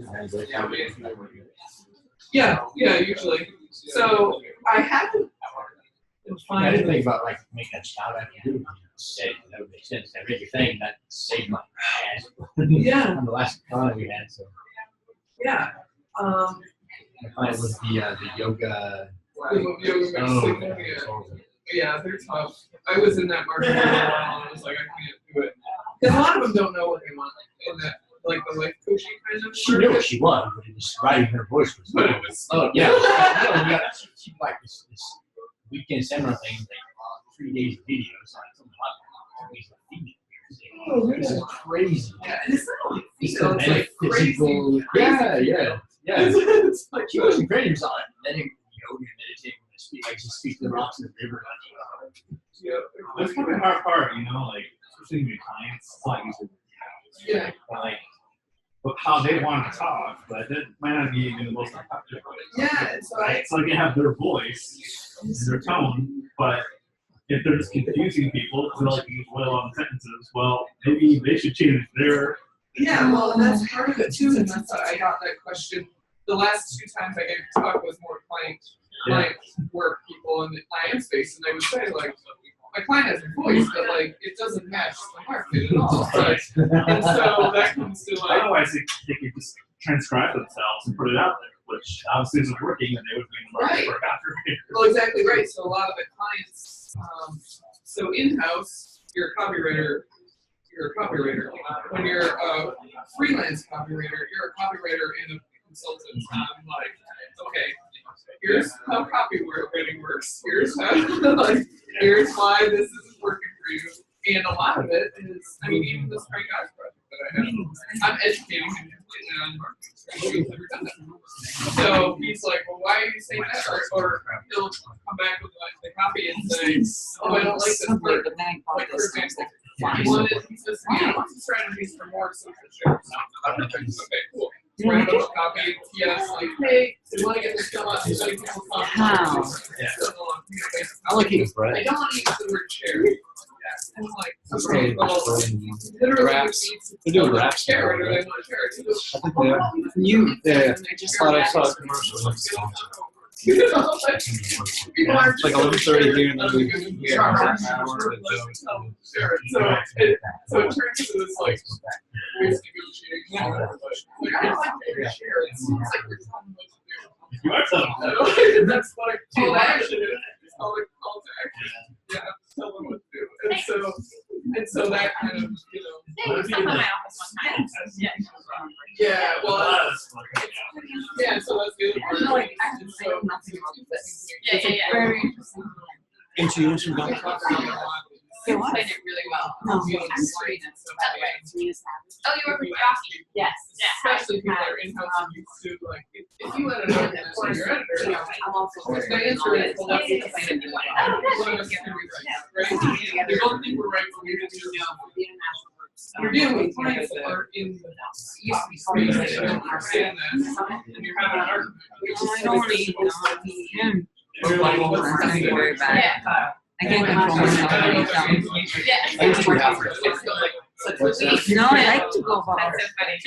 Yeah, it's not But it's uncontrollable for me. Yeah. So it's like, I shouldn't be doing that right now. and then like layer on like all those different types of You want to flip around so they can see it? it's like that's what they're doing. Oh, you are. Reflecting on top of it. Yeah, they have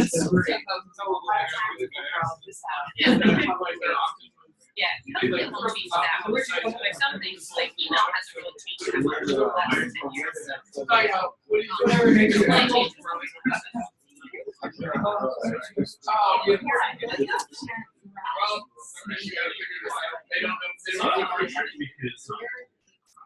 Like unless it's like fake and you're sure like it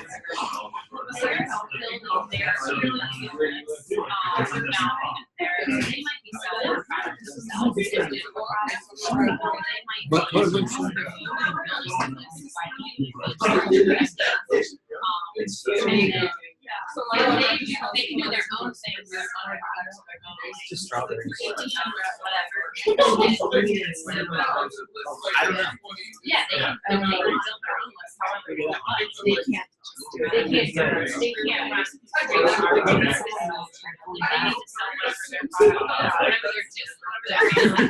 You want to drink fast. Yeah. I got your chocolate. I had to put in the fridge. Okay. They're good. One's like dark chocolate, one's like a bourbon, and the other one's like a brown. They're really good. Like really sure. I bought 3 for you, 3 for someone else while I have chocolate. 3 for me. I ate all mine like immediately. They're really good. They're still like there. Yeah, That's next. After this one? Yeah. I don't know yet.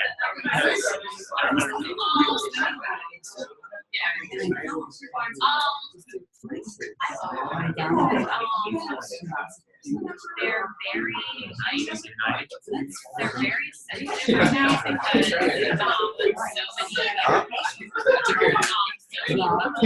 so many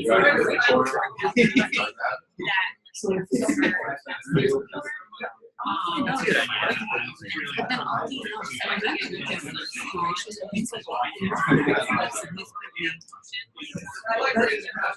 maybe if I look at it in the so let me know.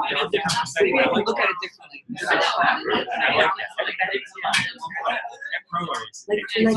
Maybe Okay, you ready? maybe they're Hey, you guys ready? placing by certain right before it happens or something like that. If you look at that, I just looked at the pure number. And it was not in line together. Like, we're not the same. Let's talk about schedule before Katie gets started. So we are due to be out of this room in about an hour. Paris is going to talk to us for a little bit right after this. Katie's got her final traffic source to talk about, which is display. We'll be out of this room at about 11:45. I want to start back up again at 12:15, but we're going to be back if anybody wants to come with us. Obviously, copy camp is all required. If anybody else wants to come, we're back up at the Board Financial's offices, which is 808 St. Paul Street, from 12:15 to 1 p.m. One of the marketing directors is going to do a whole session on Google. From 1 to 2, we're going to do a whole session on Facebook. From 2 to 3, we're going to do a whole session on email drops. So that'll be the rest of the day. So it's a pretty intensive part of the day. We'll talk about all the differences between each one of those traffic sources. Much more, some of the bidding strategies, some of the targeting strategies. We can include any questions you have about affiliate into the email one too. If there's any outstanding stuff about affiliates. Most of that is email traffic. Anyways, So you got it. Final one. All right. So the last one and the most complicated one is display and native advertising. Does anybody have any questions about the difference between display and native before I go on? Because they have very similar. From this point forward, they're very similar, but they are two different types of ad units. And it's just good to know the difference between the two because your reach is different for each one. Google Display Network, you can reach the entire internet. Anyone who has a website that has signed up for the GDN network, you can place an ad if your product is relevant to their website. On their website, Facebook, Yahoo, these native types of ads, the reach is huge because those sites have huge audiences, but you're talking about just that site. So you're isolated to just that particular site and traffic that is on that site. So display and native, the biggest thing to understand about display and native, which is probably one of the most complicated things to understand about display and native, is how your ads actually show up, because there's thousands of people just like us who are uploading their ads on these ad networks and want to show their ads to conservatives, 65 plus people that we want to show our ads to.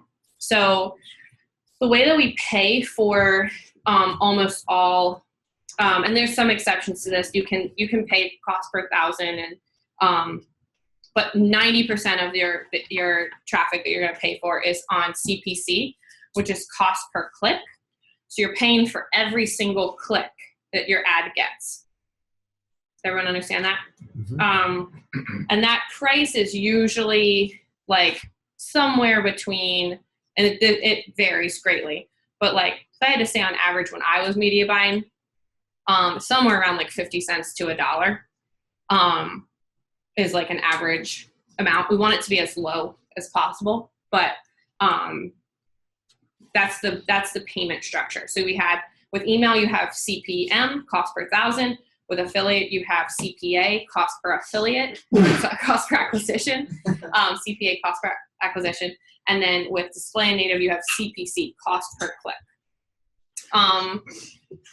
So you upload your ad, your image, or your entire ad, and your URL that you want it to link to into the GDN network or the Facebook interface or the Yahoo Gemini interface or Taboola, whatever it is. And you build a campaign. And usually when you're building a campaign, you're filling out a couple your different things. You're saying,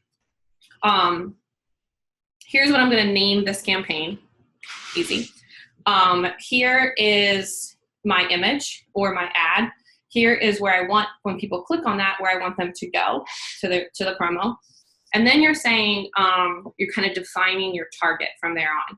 So different ad networks have different different targeting capabilities. GDN, because it Google Display Network, because Google knows so much about you. The targeting is insane. The amount of targeting that you can go into. That is the most complicated network and the hardest network to learn how to do.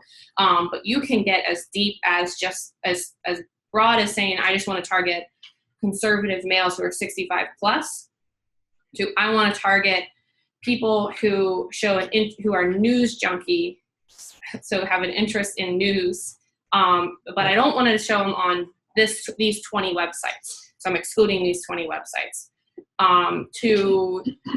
You only want to show them ads on these days at these times. And on these days and these times, you want to change your bids. It's like GDN has like a broad amount of like campaign management capabilities. So when you're building your campaign, you're going to define, most of the time, you're going to define what age range you're trying to target and select some level of interest categories on most networks. Usually what we select is, 45, depending on the ages, 45 plus. Altucher, we can go down to 35 plus. Rickards, it's usually 65 plus. We usually choose interest categories that are related to people who are conservative, news junkies, right-wing news junkies, people who are who have shown some interest in finance, obviously. Then there's some weird targeting that you can do, like people who have read articles or shown interest in UFOs was one like weird targeting that like worked for, I think that worked on GDN for us, I think, or no, maybe it was Facebook, because a lot of our customers are conspiracy theorists, and that worked, I think, mostly for the survival space. But you get the point. Like, you kind of just really have to get in the mind of our avatar. The media buyer does, is to get in the mind of the avatar and be like, what other things are those people interested in? And usually we try to start with a broader audience, and then through optimization, we hone in from there. We have, those are the biggest things that you're defining when you're in your targeting space. Then you're going to tell the network how much you're willing to spend every day. So what's your daily budget? So I could say, starting off, we usually don't want to spend more than $1,000, let's say, depending on the network, because you have no idea if this campaign is going to work. Then you have to say, well, how much do you want to start off your bid for cost per click? You can start anywhere from 50 cents to $1. You can start lower than that. Really, it's whatever you want, wherever you want to start. So those are the big things you're defining when you're building a campaign, is like just basic labeling of the campaign, uploading your ads, where it's going to go, who are you targeting, how much do you want to spend every day, and how much are you willing to, what's the max amount you're willing to pay per click for every person who sees that ad. That's broad strokes, what you have to define when you build a campaign. Then you hit go and you let that go live, and then you go through some sort of policy procedure. Some networks, it goes straight into a manual approval, like your ads can't go live until an actual human being looks at them and signs off on them. Bigger networks like Facebook and Google have an algorithm that actually will troll your ad content and your images for policy violations, and they'll give you a soft approval and let your campaign actually go live with a computer saying, I don't think this has any violations. Skip. No, sorry. Oh, sorry. With that, I don't think this has any violations. Right now, Google has flagged all of our companies, Agora companies, so all of our campaigns automatically get disapproved and go into an immediate human manual process to be approved and gone live, which is not fun. So then it goes to that policy. Let's say all the stars have aligned today and it's a perfect day and we get live, no policy issues. That rarely ever happens, let me just say. But let's say it happens, it goes live. Well, then we go into the auction for those ad spaces. And this is where it gets a little bit complicated. And I'm going to try my best to explain it as with an analogy as I possibly can. So what every network really cares about at its core, every network algorithm cares about, is making that network as much money per 1,000 views as possible. Like, that's a really easy way to define it. So for every 1,000 people who are going to see any ad, we want to show the ad that's going to make the network as much money as possible, which means obviously we're looking for the people who are willing to pay the most per click. That would be the most obvious thing. So if I'm willing to pay $1 and this person's willing to pay 50 cents, I win the bid and I get to show my ad. They don't get to show my ad. Do you understand that? So like multiple thousands and multiple of people are bidding to show ads on the same websites. And you have to win that bid to get your ad shown. But it's not just about cost. It's not just about how much you're willing to pay per click. There's two other major variables that come into play. The other is your click-through rate of your ad. So if you have a higher click-through rate, but you have a lower bid, well, the algorithm's smart enough to be like, well, you're still going to make me more per 1,000 than this person who is willing to pay $1 but has a shitty click-through rate. The other factor is your quality score of your ads. So quality score is just basically like, is your ad a really good ad? And we're going to score you from 0 to 10. The higher your quality score, the more likely you are to win those bids and to get more traffic at a lower rate. So those are the three like defining factors that we know about for almost every network. Some people who believe in conspiracy theories believe there's like an intangible also where like some companies like Agora are not as liked. So we get like secret flags where like it'll like the networks are like won't show our ads as often. I don't believe it's that complicated. I think if they're going to flag you, they're just going to shut you down like Google. But mostly it's those three things. So I know that that's really complicated. So the best analogy that I have is imagine yourself like a combination of like a beauty contest and an old time auction. So you're like at an auction house.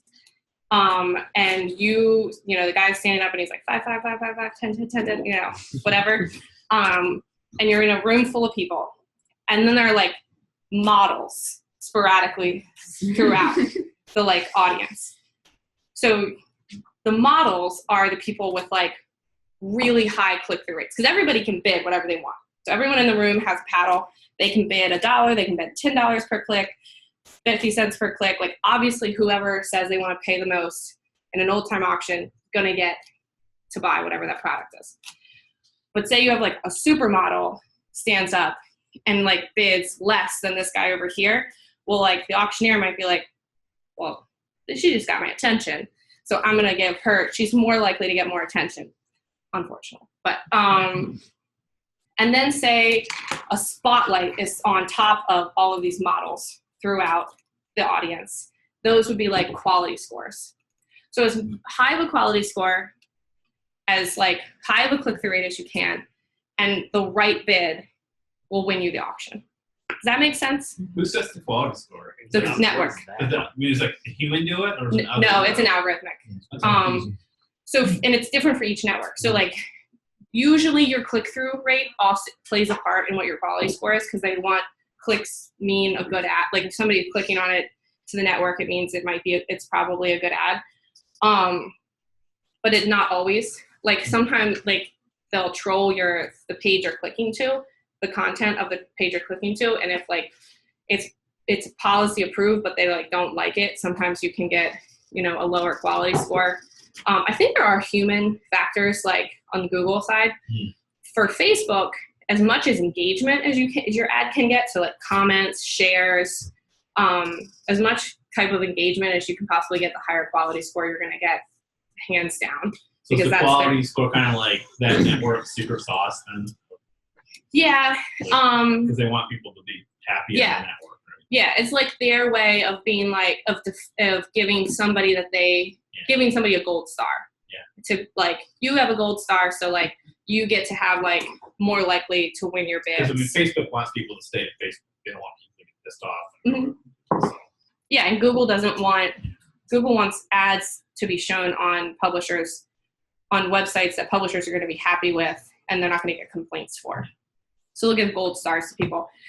I thought of like really hard. I was like, that was the only thing I thought about before I came today. I was like, how the hell do you explain like the bidding to people who've never done that before? It's really complicated to wrap your mind around. But that's like the best way I can do it is like anyone can pay a certain amount. But not everyone has a really high click-through rate, and not everyone has a high quality score. So you're trying to find that, like, media buyers, we say we're looking for that jet stream. So we're looking for that jet stream, which is that perfect combination of like a great ad, the right bids, the right target, and the right, that good quality score. And then your campaign can literally like skyrocket. Do I have any questions about the bidding? How do you have a click-through rate if you haven't launched your ad? So every algorithm gives everybody some like amount of traffic to start off with, and it just optimizes like incredibly fast. Like it basically is just like we're gonna give you like based on how much you're willing to spend. We know this is a new campaign, so for a new campaign you get we need to show you this much traffic, like your ads this much traffic to start getting those metrics. And then there's some threshold within the algorithm on every single network where it just starts like it shifts over to probably pretty immediate, like almost as soon as you start getting clicks. So does the GDN have the same thing as like Facebook or LinkedIn when they say we expect your audience to be Yes. big? Yep.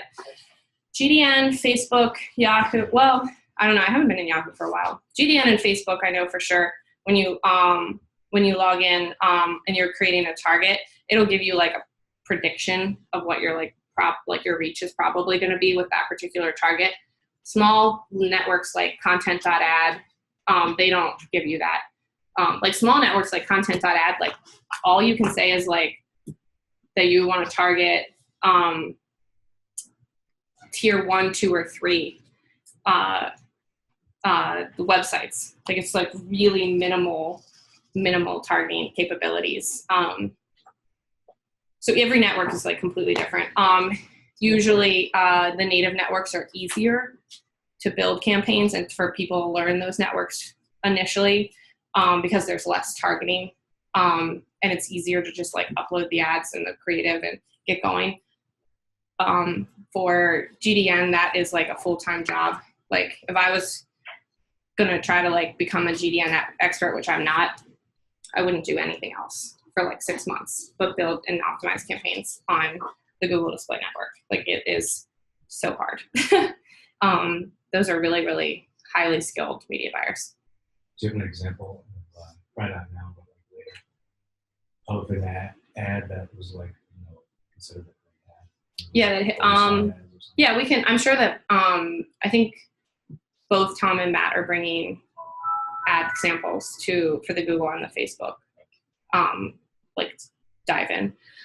So that's like the bidding methodology for display native. And I by no means am an expert in display native. I know enough to build campaigns, and I know enough to look at campaigns and make suggestions on how we can optimize them. But I'm not an expert. Tom and Matt are by far like greater experts than I am. I'm just speaking broad strokes here and how they work.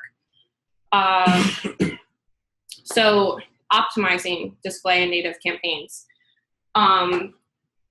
One of the biggest things you can do when you're trying to, okay, so you win the bid. Let's back up a second. You win the bid. Your ad shows on whatever pool of websites or on the native network. You start getting orders in, and then we start immediately, pretty in real time, getting metrics of how much we spent. So what was based on our cost per click? How much did we spend? And then how many orders did we get? And those are like pixel based. So like when someone hits the confirmation page, a pixel fires, and then that kind of is a tally, like, oh, that's an order. So then we have our cost per CPA. Like we paid this much divided by this many orders. That's our cost per acquisition. Almost never is it where it's supposed to be when you launch a campaign. It's usually way off by like a couple $100 sometimes. So then you have to really start fine tuning in, and you have to look at the entire thing and say, well, what's working and what's not working? Well, I'm getting good click-through rates, but I'm getting low conversions. Maybe there's something wrong with the ads, between the ad and the promo page, and I'm going to put an interstitial page in. You would then build a completely new campaign with that new funnel.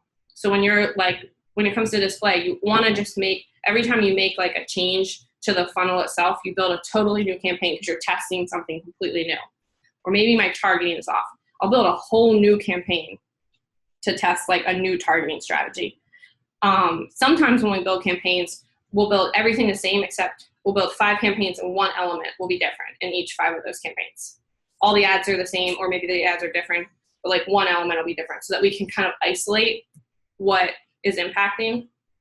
The frustrating part is that sometimes like a campaign will just like start working and take off, and it just started working, and then you don't touch anything. You just try to spend more money. Like that's the biggest thing. Like when a campaign's working, don't touch anything. Just start to spend more money. Don't try to change or tinker anything. One of the biggest things that you can do on almost every single network is just keep testing new ads. So from a copywriter side of the table, and when I say testing new ads, I'm talking about 20 to 50 new ads a day in an ideal scenario we'd be testing. Now, those don't have to be 20 to 50 completely different ads. They can be different headline, body, image combinations. But new ad copy needs to be tested on almost every campaign every single day, which means that somebody every single day is writing ad copy. So we have, our secondary copywriters. The primary copywriter usually provides a pool of display copy to the media buyers to get started. And then the secondary copywriters start writing more ads in addition to that. And then the media buyers are taking whatever ads are working, and they're supposed to write their own ads, iterating off of existing working ads. So it means there's potentially on any given day 3 different people writing ads for one single promo just to try to get it to scale and to continue to scale. Quantity of ads is the most defining factor in a display native campaign. Do you have something to contribute? Can you speak about images in those Yes. too? And I know we'll cover that later in those breakout So sessions. typically, images are more important than even the ad copy itself. Display is a little different. Your ad copy is very, very important. But on native networks like Facebook and Yahoo, your images are like they're golden. Images with people's faces, images with people's hands, layered images, meaning they aren't just a stock photo, but they might be a stock photo that we laid onto a very odd background or a solid colored background, so it's like disrupting. Home pictures. Like one time we were selling this promo that talked about a supplement, and we had a picture of Joe's hand with like a pill in the middle of it. We must have like cropped Joe's hand out and put it on like 20 different backgrounds, like just to like have different ad images. We're selling one of those like solar blankets, and one of our vendors had like one of the people in their office wrap themselves in one of those solar blankets, so, like all you saw was their head. And then they took like a picture with like an iPhone, and then they like cut it out and put it like on the sun, and like just goofy shit like that with like solar storms behind it. We had the same vendor set one of the big book of incomes on fire, and took pictures of it. Like this book's on fire. They took a video and pictures of it.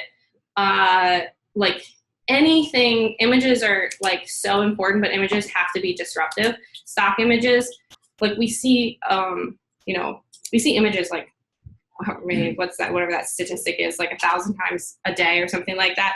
Like we, at this point in our lives, like we can tell the difference between an authentic image and a stock image. We also can tell the difference, like, and then there's just like capturing images versus like boring images. Pretty women, pictures with like women that are pretty usually get really good clicks, although the networks do not like that. It's pandering. Trying to think what other things, image wise. It's really like whatever can disrupt your day and that flow on that computer. I imagine screen. like stock images don't work well because then like other people could use it. You know what I mean? And then people. Yeah, it's not. Yeah, it's not like they're seeing. There's like trillions of stock images at this point. Like the likelihood that you're going to see the same stock image twice. It looks similar though. I know. Yeah, it's just that it's not authentic. Like, Here's the danger about images from an Agora financial side. And it comes back to what I was saying earlier about us being a big business. What happens is that at some point you're going to say, hey, I need an image. And then you're going to say, who do I talk about getting this image? And then someone's going to be like, oh, talk to this person. Then you're going to have to send an email to that person. And then that person's going to send an email to that person. And the next thing you know, your photo shoot is scheduled 3 weeks from now, and there's 18 cameras, and all they had to buy a goddamn new fancy light to shoot it. Just don't do that. Just shoot the image with your fucking iPhone. Yeah. Just shoot it with your iPhone and just turn it in. The more strange, the better anyway, right? So the symptom of being a big business is that someone will tell you that someone so-and-so has to do that. Like, we're not a union, right? Just go shoot the thing with your iPhone and then turn it into the marketing team if they ask you for an image. You don't need a whole camera crew to show up with $18,000 of lights and it needs to be scheduled in the conference room next Wednesday. Just shoot it with your iPhone. I feel strongly about that as I do about EPCs. The other thing is, it's either really hot or my blood pressure is rising talking about photos. Well, the other thing is, when you're like, you know, you might be like, oh, I need an image. So like, I know that this person on the staff is the graphic designer. So like, I'm going to go talk to that graphic designer about the fact that I need an image for, to go with this ad. No, I have no beefs with graphic designer. They are incredibly talented people with a skill set that I do not personally have. But pretty polished images don't get clicks. Like when I first started at Agora, we were running ads, direct buys, meaning that like I would contact on the Drudge. I would contact the Drudge and be like, we want to place an ad on your website, and then I would give them the ad and they would put the ad on their website. This is way before like programmatic media buying, display media buying like took off. And I was like 21 years old and we had a whole graphic design team and I was I started as an intern and I had like the ad unit size and I would submit like the request to the copy team or to the art team. And I'd be like, I need these images.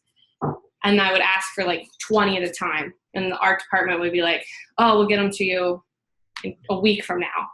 And I'd be like, well, that's like my bid, like I'm running next week. So like, I need them like now. And then one point they got like frustrated with me and they were like, well, why, like, do you know how to use Photoshop? And I was like, yeah. And they're like, well, then why can't like just do this yourself? And I was like, all right, like, that's totally fine. So like, I went on the Drudge and was like, all these ads look awful. Like I could totally do this. And so I just like started like downloading random, I think I got in trouble at some point for this, downloading like random images from like Google Images and like putting them into Photoshop in the right size. And then like just typing like impact font on top of it with like a blue line that said click here that was underlined that looked like a hyperlink, and then like sending it to the Drudge. And I swear to God, that was like the first thing I ever did in my entire like Agora career that had me like noticed, because like the marketing director at the time was like, did you create all these ads? They're like killing it. And like, I mean, killing it in terms of like back then. And I was like, well, yeah. And I was like, they look awful. And the art director was so pissed because he was like, this is a bad representation of Agora Financial. Like, but like, that's like, and then that's what you have to do. And so then when I was like a media buyer, I was like, I built my own advertorial pages. I like did my own images. When I learned how to write lift notes, I was like, the first lift note I ever wrote was for when China devalued their currency for Jim Rickards' product. It was really soon after. And I wrote like a lift note about it. And then I created an image that had like the yen on one side, or however you pronounce that, and the dollar on the other on fire, because I can't find images of both of those currencies on fire. And then like in impact font in the middle, like verses. And like put it in the lift note, and it like killed it. We had like, you know what I mean? Like you just have to do what you have to do to get like eyeballs. Just remember, I mean, we are in the alternative idea business, right? So our readers typically come to us because they're distrustful of the mainstream, because they don't like the polished stuff they're seeing from mainstream news sources. So we can be nasty and underground with images in a way that, you know, the major media networks can't, because they have a branding team. They want to be polished and they want to represent the company. So just think about that when you think about images, right? That the more underground, the more guerrilla style the images, they should get higher click-through rates than They more almost polished always stuff. do. And it's better for our business because it's the alternative idea business. Eugene Schwartz kind of explained it this way. He said, like, our definition of beautiful, like aesthetically attractive, is very narrow. So, like, you can only go so many different variations in it. But we're trying to get people's attention to the pattern of ugly. How many variations of ugly? Like, how many colors can you put together that clash? I mean, it's kind of unlimited. And that's how you get attention. You know, like, new and different is better than better. Same for images, ideas. Yeah. I just would always encourage you, before you put a lot of time into like, because you can go deep on Photoshop if you don't know how to use it, and like it can waste a lot of your time. Talk to your media buyer first, because certain networks have like rules when it comes to images. So you just want to make sure that like you are following those rules. Like almost every network, you can only 20% of the image can have text on it. 20% of an image is like not that much. Like it's like that much of a big image. So, but yeah, as much of that kind of like guerrilla imaging, and that if you have a relationship with the editor that you're talking about, and it's like a guru editor, like Jim Rickards, when we were running Jim Rickards' ads, we would just like contact Jim and Pete, and we would be like, can you just give us like more images of Jim? And thank God Jim loves to take selfies. And he was giving us like gold. Like there was a selfie of him with a goat behind him, and like, but the goat was a little too far away, so we had to have like somebody who used Photoshop to bring the goat closer to him. And then there was like one with him with a hawk that got a lot of really good image like clicks. We had his like college ID, and we took a picture of his college ID, and I used the image from his college ID from like the, you know, whatever year. That got a lot of clicks. Yeah. I don't want to like speculate. Like, so, yeah, I mean, just if you can get those types of things and feed those to your media buyers, you're giving your campaigns a boost. Yeah, if you have a true guru like Tim Sykes or Alster or Jim, and God bless them, they like to take selfies, like we'll take all of them that we can get. So we went over the bidding method for this, which is CPC. We went over the bidding structure generally. We went over the biggest defining thing is for copywriter side is as many ads as you can possibly give us, and as many like unique image ideas or images themselves as you can possibly feed us. I talked a little bit about targeting. Targeting can go a mile deep. If you're really interested in like targeting and what type of targets we go with, I would talk to like the media buyer themselves. But I would know this about targeting. If you are writing a package and you are already living for like 6 weeks with that avatar in your mind, think about what other things that person like cares about, and like what are the other things in their life that like they read or they're interested in, and like giving that to your media buyers and be like, hey, like this might be useless, but they might be into UFOs. They might be into wrestling. I don't know. But like those types of things like can also help, because it can spark an idea on the media buyer side on like how to like come up with a unique layered target. Okay, good and bad about display/native. The good is that there's a considerable amount of traffic there. To prove that, last year, how many new to Agora financial names did we acquire last year? 460. 460,000. So then I'm not talking about sales. They're new customers that we had never done business with before. Nearly 500,000 brand new customers, of which maybe 50% of them are coming through this source. That's 250,000 names, let's call it, or so, that 5 years ago we would not have been able to acquire. To put that in perspective, we think, that might be the most of any Agora business ever in a year, we think, even at the height of some very famous promotions by some other divisions. We think that's the case, right? Yeah, I'm almost Within a certain year? that like 460 is like the most that anyone has brought in. So the main reason that, again, that we've been able to accomplish that is because we kind of cracked this display / native side of things. The other, let's talk about the bads. The bads is that you always have secondary compliances to deal with, pretty much, right? So you got a network / someone else's compliance. So while our legal team is a hurdle within and of themselves, when you send that to Yahoo Finance, that's a separate compliance it has to go through. That's different than Google. That's different than Facebook. So now you're dealing with compliance teams that are going to require changes to the promos that someone, probably from a copywriting perspective, is going to have to make those changes. Then it's going to have to be laid out by a graphic designer. There's going to have to be a whole bunch of different links created. So it's very time intensive. And then the last thing is that, like Katie's saying, it's a quantity of ads. Like many, where you could write 1 or 2 or 3 lift notes, get 20% click-through rates, and then run them for 3 months on email. This is changing 20, 30 ads a day in some cases, 50 ads a day in some cases, that a copywriter is writing, and doing all types of stuff with weird images, manipulating the images, manipulating the ad copy. I've seen some of the craziest ad copy I've ever seen work in display. It doesn't even make sense to me. I mean, the phrases aren't complete sentences, thoughts aren't complete sentences. So it becomes a quantity side. You throw it all out there and see what sticks in that type of way too. And that stuff is that's a secondary copywriting team for like just 50 ads a day kind of stuff. For right now, yep. For right now. You never know what happens in the future. That's my answer for everything. Yeah. So, so I would just say, like, to wrap up, like, display and native, this is one where you like need to be in like constant communication. If you have a promo that's being scaled with your display, with those media buyers, but you also have to like completely understand like the emotional like beating that they get like from those policy networks. Like they will get a campaign up and scale, and then for no reason, with no notice whatsoever, it'll just get shut down. And then they've got to go and do their best, like, to figure out with the piecemeal information that they get, like what was wrong with the promo and how to get it back live. And they're constantly trying to think of like unique ways to change the page so that policy is happy with it.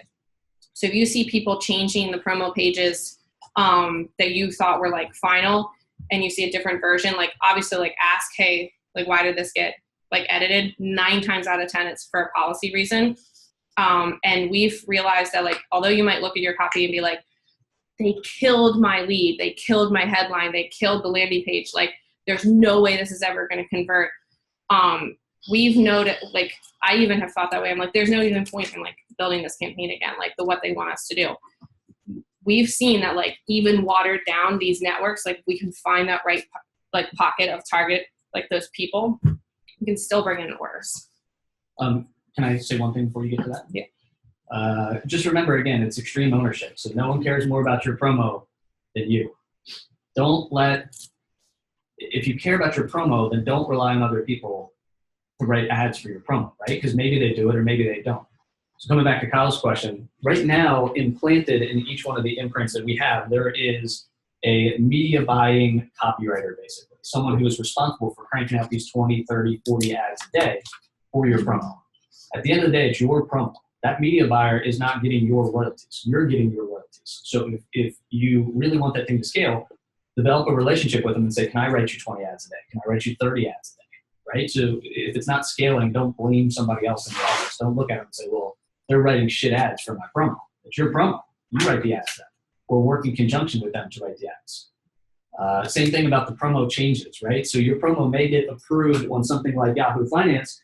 It may run for 3, 4, 5 days, and then a compliance team, once you begin to scale it and more eyeballs begin to see it, what happens is that we're going to get complaints. We get complaints on every promo we put out there. So what happens is when those Yahoo Finance people complain to Yahoo Finance, all of a sudden your promo is shut off. It was fine 2 days ago. Now it's shut off.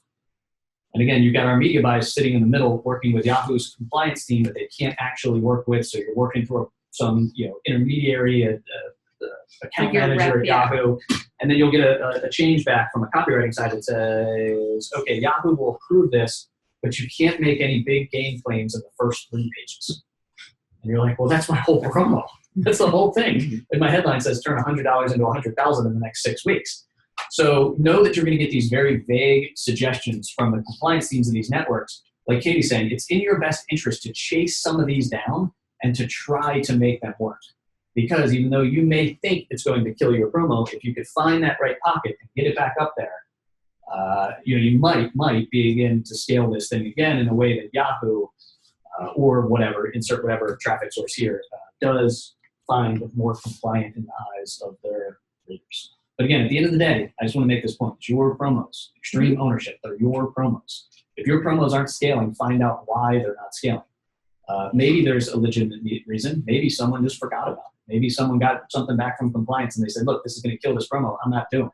Yeah. But at the end of the day, it's your promo.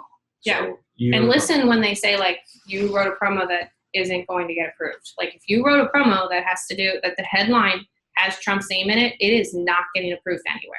Like, we're and that not changes all going the time too, right? Yeah, like exactly. That probably wasn't like that 6-7 months ago. It wasn't like that prior to his election.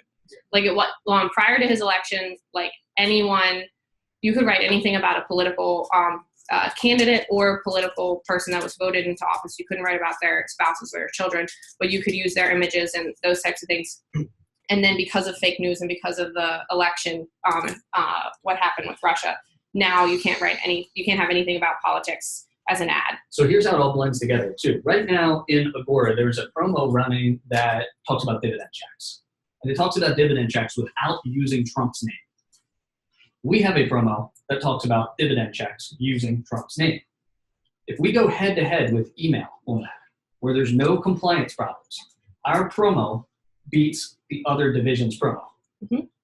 The problem is we can't scale ours because we can't get that one approved on display networks, where the other division, even though it's converting lower, is a safer promo in the eyes of display because it doesn't mention Trump. So at the end of the day, when we get our sales report at 6:18 a.m. every morning, that division's promo is getting more names than ours. Not because it's a better converting promo, but because they've been able to scale it on all the display sources in a way that we can't. So certain things are just not going to get us scale. You might do amazing in email drops, right? Maybe you got a 10, 12, 13% conversion in email drops, but it's because the copy is aggressive and because that aggressive copy can't scale on the network. So there's always going to be a media buying blend on your promos, right? It's never going to be 100% this.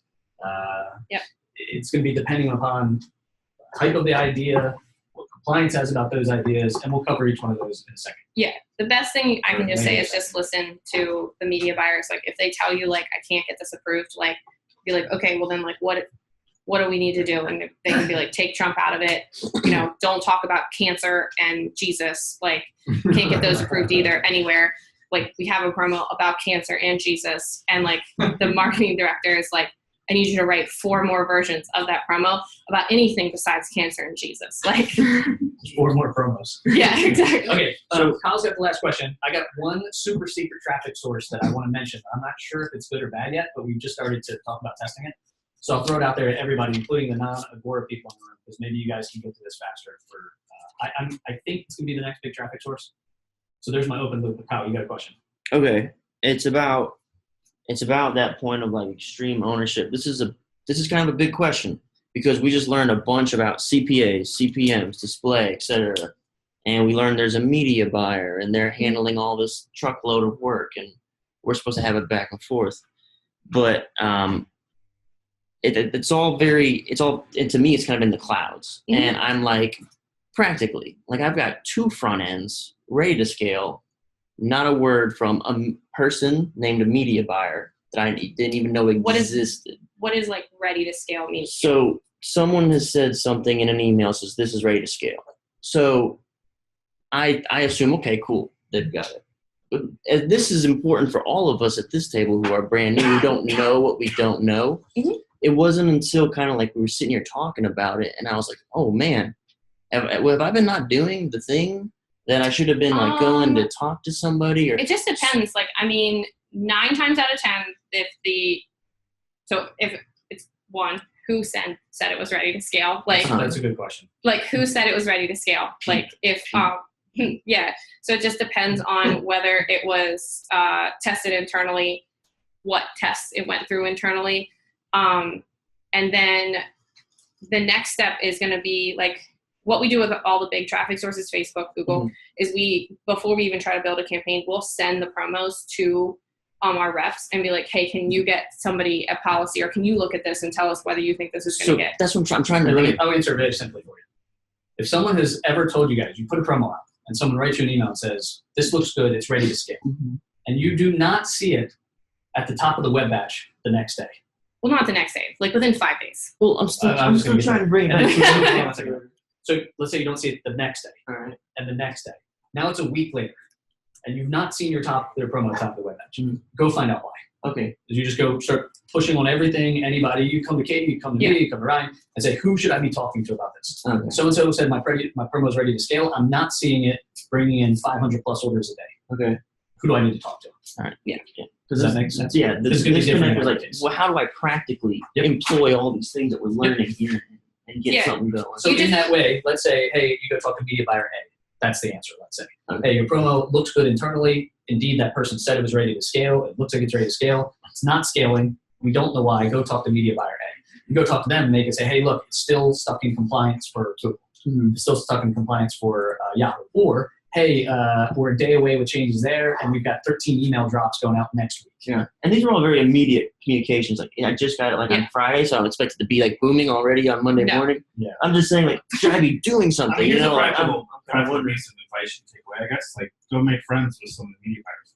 Or the marketing directors. Like, Again, the media buyers are going to be your copywriter's best friends once your promo's out there. Yeah. To get to know them, and when they ask you for things, because again, you guys are seeing the cycle of copy. What happens is that we're asking you as a financial copywriters to produce 6 promos a year. So you're always trying to think of your next big idea, your next big idea, your next big idea. There's going to be a moment in time where you say, God damn it, I don't want to write 30 display ads because it's taking me off track of writing my next big idea. But if you're not going to do it, no one's going to do it, and you're not going to get your royalties. And that's what made me panic a little bit. Like, wait a minute, am I supposed to be doing something? No, I mean, if you got an email on Friday that says, like, this is ready to scale, let's say in a perfect world, we had an email buy already for a particular list. We have to send creative 3 days ahead of time, which means they wouldn't be able to send creative till, it was Friday, till today. It wouldn't even go out till Wednesday or Thursday of this week. You wouldn't get results till the end of this week. And like I said, for policy, they're going to send everything right away to policy to look at your promo first. That's a week or more process. I think that pretty much we don't get any feedback from policy for a week to 2 weeks on promos. And then affiliates traffic, we don't send anything to our affiliates like, hey, this is a new promo until it's been tested on email, because we need stats to be able to send. Because we don't want to send things to the affiliates every time we have something that might work and then send them flops, because then they'll be like, yeah, exactly. Okay. Like a cheat sheet for good media buying ads, something, like a guideline for how to make good ads. You told us different pictures, crappy pictures. Yeah, ask that same question for each one of the little breakout sessions later, because it'll differ for each one. Yeah. Like Google, you might not be able to use images depending on how you're doing your placements, where some of them may be featured more prominently. Ask that same question later. Okay, so do you have anything else? I'm going to share one super secret thing. So I have a suspicion, I don't know, I could be very wrong because I've been wrong about a lot of things, but I think Facebook groups are going to be the next email drops. So here's what I mean by that. There's a lot of people out there, like if you look at cryptocurrencies, there are people that have built hundreds of thousands of member groups on Facebook centered around cryptocurrencies. No, they're not doing, no one's doing any advertising to it.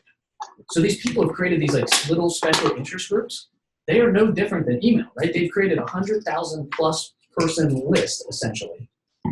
There's no deliverability problems like there are with email. Because email, you get deliverability problems all the time, right? With Facebook, there's no deliverability problems because you've raised your hand and said, yes, I want to opt into this group.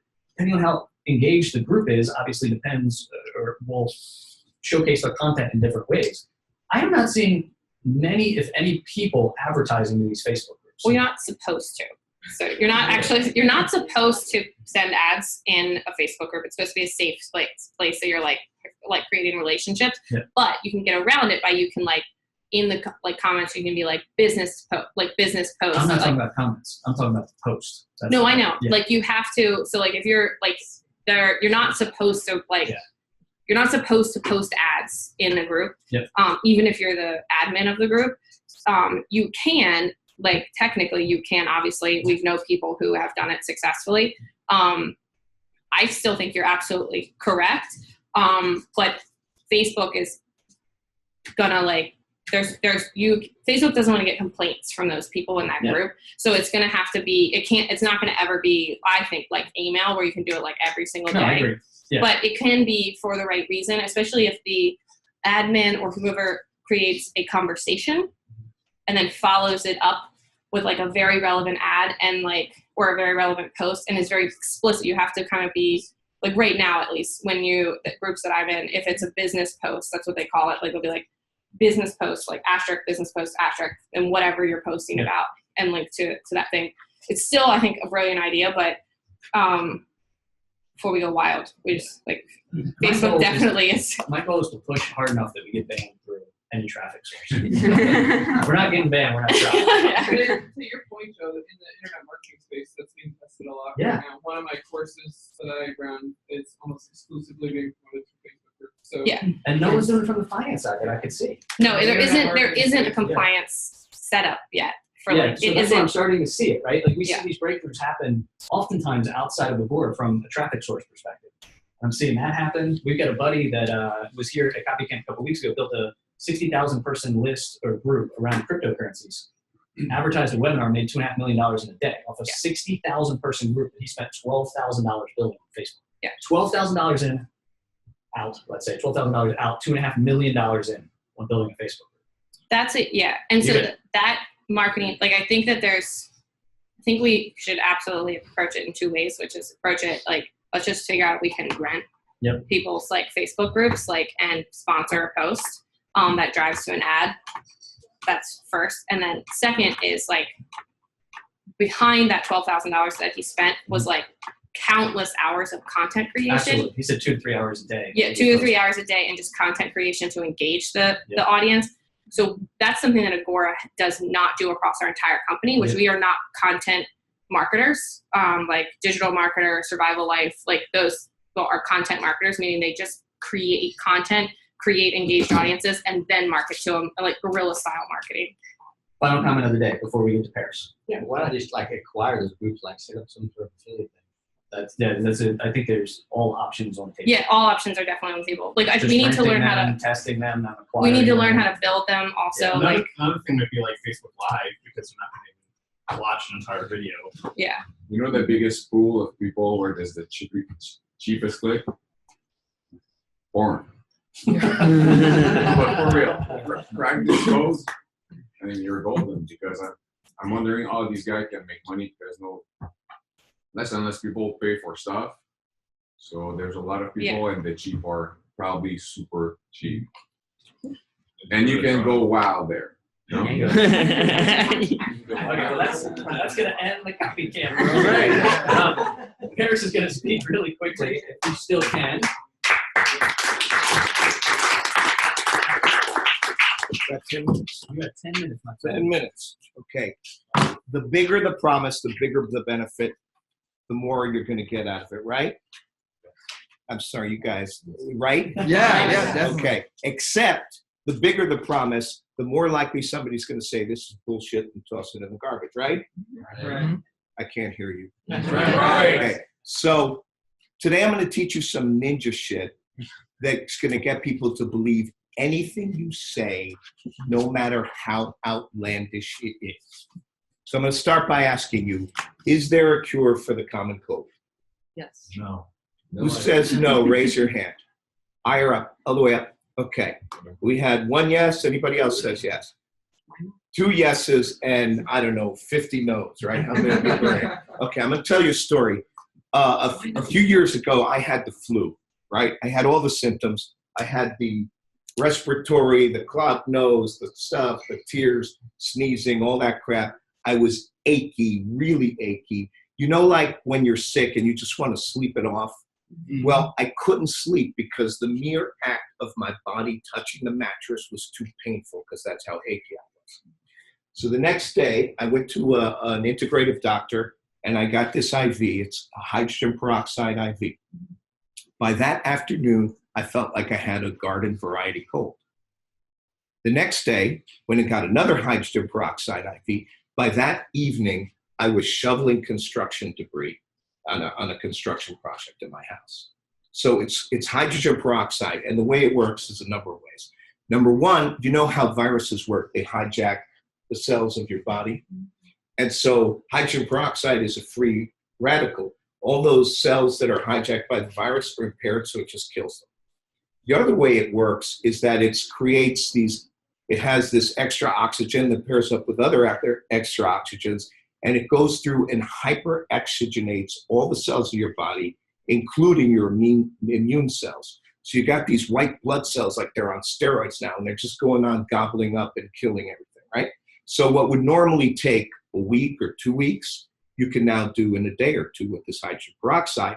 And in fact, there's been a lot of studies on it. There's over 1,000 articles in literature. It's big in Germany and places like that. Still largely unknown here in the US, but there's about 500 doctors in the country who offer this. Now, let me ask you, who believes there's a cure for the cold now? Okay? What did I just do to you? I'm going to show you what I just did to you. You start with a story, right? Because we are hardwired to respond to stories. So I told you a story about myself, about how I was sick that time, gave you lots of details, used lots of word pictures, made it very vivid, okay? Easy to understand. You got it. So boom, the story goes in under the radar into your lizard brain, your mammalian brain, your subconscious brain, and has its effect. But then there's the gatekeeper mind, right? The gatekeeper mind, the logical brain might say, well, wait a minute. Worked for him, but how do we know it wasn't just a fluke? How do we know he wouldn't have gotten better anyway? All this kind of stuff. So then I segue into the scientific reason why explanation, right? And in this case, I talked about the viruses and how it kills them. I talked about the hyperoxygenation, building your immune cells. And then after that, I went to the third step, which is to talk about the science, the hard data, all that stuff. So I prove it 3 different ways: story, reason why explanation, hard data, science, facts, numbers, stuff like that. You got to do it in that order. You do not want to start with the hard data. See, people buy emotionally and then they justify it to themselves rationally. So you hook them emotionally with the story, then you go to the next step, which is part emotional, part rational, which is the reason why explanation. Then you go to the 100% rational part, which is the studies and the hard data. You don't want to start with that because what do you do then? You put people in logical critical mode. Do we want people in logical critical mode when we're selling them? No, we want them emotionally jacked up. So you start with the story, segue into the reason why explanation, and then end with the hard stuff. And it ends up being like this airtight case that they can't argue with. And you could get people to believe like the most amazingly outlandish stuff if you do. Mm-hmm. How much time do we have? We have 5 minutes left. Look at that. I could talk more about this. Let me tell you a common mistake people make in their copy. They make this grand pronouncement, and then they say, I know it sounds hard to believe, but, and then they go into the proof, right? Well, guess what? You may have already lost them. They may bail on you before you get to the I know it's hard to believe, but thing. So what you really have to do is you have to lay the groundwork before you make the claims, right? So in what I just did, I didn't come out and say, I can prove to you there's a way to cure the common cold. No, I started with the story. The story comes in under the radar, below the gatekeeper mind. Other ways you can do that, acknowledging skepticism before you make the claim, or saying, I'm about to say something that's going to sound so ludicrous. The first time I heard it, I was ready to dismiss it out of hand, but then I saw the evidence, blah, blah, blah. Here's the story, and now you make the claim. So you always want to be careful. You know how they say you have 2 seconds to grab somebody's attention with your headline or whatever, or your image? Well, you have anywhere in your copy you can lose people. There's 100 different ways the sale can go wrong. Gary Halbert, you guys know Gary Halbert? Yes. Gary Halbert used to say, the sale is a fragile thing. So you keep realizing that at every moment people could bail on you, right? So anytime you're going to say something that's too outside the realm of their believability, you have to lay the groundwork first. That's another thing. How much time we got? We got about 3 minutes. 3 minutes. Let's talk headlines. Always put embedded proof in your headline. And there's like, everybody here should read the book. I don't know if it's on the reading list, How to Write a Good Advertisement by Victor Schwab. Got to read the book. There is one chapter, look at Abby. How many times have you read that book? I read it like 2 times a week. I'm not joking. I'm not kidding. There is a chapter on proof. It has like 40 different types of proof. And you got to memorize all those proof. See, most people, they have like, they'll do something, then they'll have a bunch of testimonials, and that's their whole proof. No, there's like 30 different kinds of proof. And the more of them you have in your toolkit, the more of them you can use in your copy. You can even use them on headlines. Let me give you a headline I wrote right after the tech wreck in 2001 or whatever the hell that was. Write this down. Here's the main head. Secret flaw in financial markets lets you make back every dollar you lost in the past 3 years. I'll read it again. Secret flaw in financial markets lets you make back every dollar you lost in the past 3 years. And then the subhead reads, top-ranked money manager reveals how he turned $50,000 into $1.9 million dash by quote unquote playing it safe. Read that again. Top-ranked money manager reveals how he turned $50,000 into $1.9 million dash by playing it safe. Now, this is a pretty easy to understand. There's a shitload going on in that headline, but it's easy to understand. Like, I didn't overload your circuits with it, right? But if you look closely at it, you'll see that there's all this embedded proof. So the first thing, there's a secret flaw in the financial markets. So what's that? That's the mechanism, the reason why explanation of why it works. There's a secret flaw. So, oh, okay, there's one proof element. In the and it makes bank back every dollar you lost in the past 3 years, huge claim, right? But we laid the groundwork for that claim with the first half of that headline, which has the proof element. Now the subhead, top-ranked money manager, that's a form of proof. It's expert proof, right? Reveals how he turned $50,000 into $1.9 million. That's a form of proof. The implication is that this is something that happened. And so it's repeatable. And then you have by playing it safe, which is the paradox which arouses curiosity and makes people want to read. Okay. Any questions? Maybe you should do the asking, Paris. I was looking to see how much time we have. We have 32 seconds. Anybody got one to throw a question at me? No? All right. Well, thank you very much. Okay, let's say 1:30 instead of 1:15. Back at 808 St. Paul Street. Anybody? 12:30 instead of 12. What did I say? 12:30. At 808 St. Paul Street. Anybody who's coming from out of town, obviously, is very welcome to join us too. So it's 808 St. Paul Street. You have to buzz to get in the building, and we're either going to be in the conference room or the basement. 12:30. Did I say 1:30 again? No, 12:30. No, you're good. 12:30. 12:30. Thanks, guys. Thanks, Paris. We'll be in the conference room at 12:30? Yes, sir. Either the conference room or 1:30. Is anyone ordering lunch? We don't know yet. It's going to be uncomfortable again. Yeah.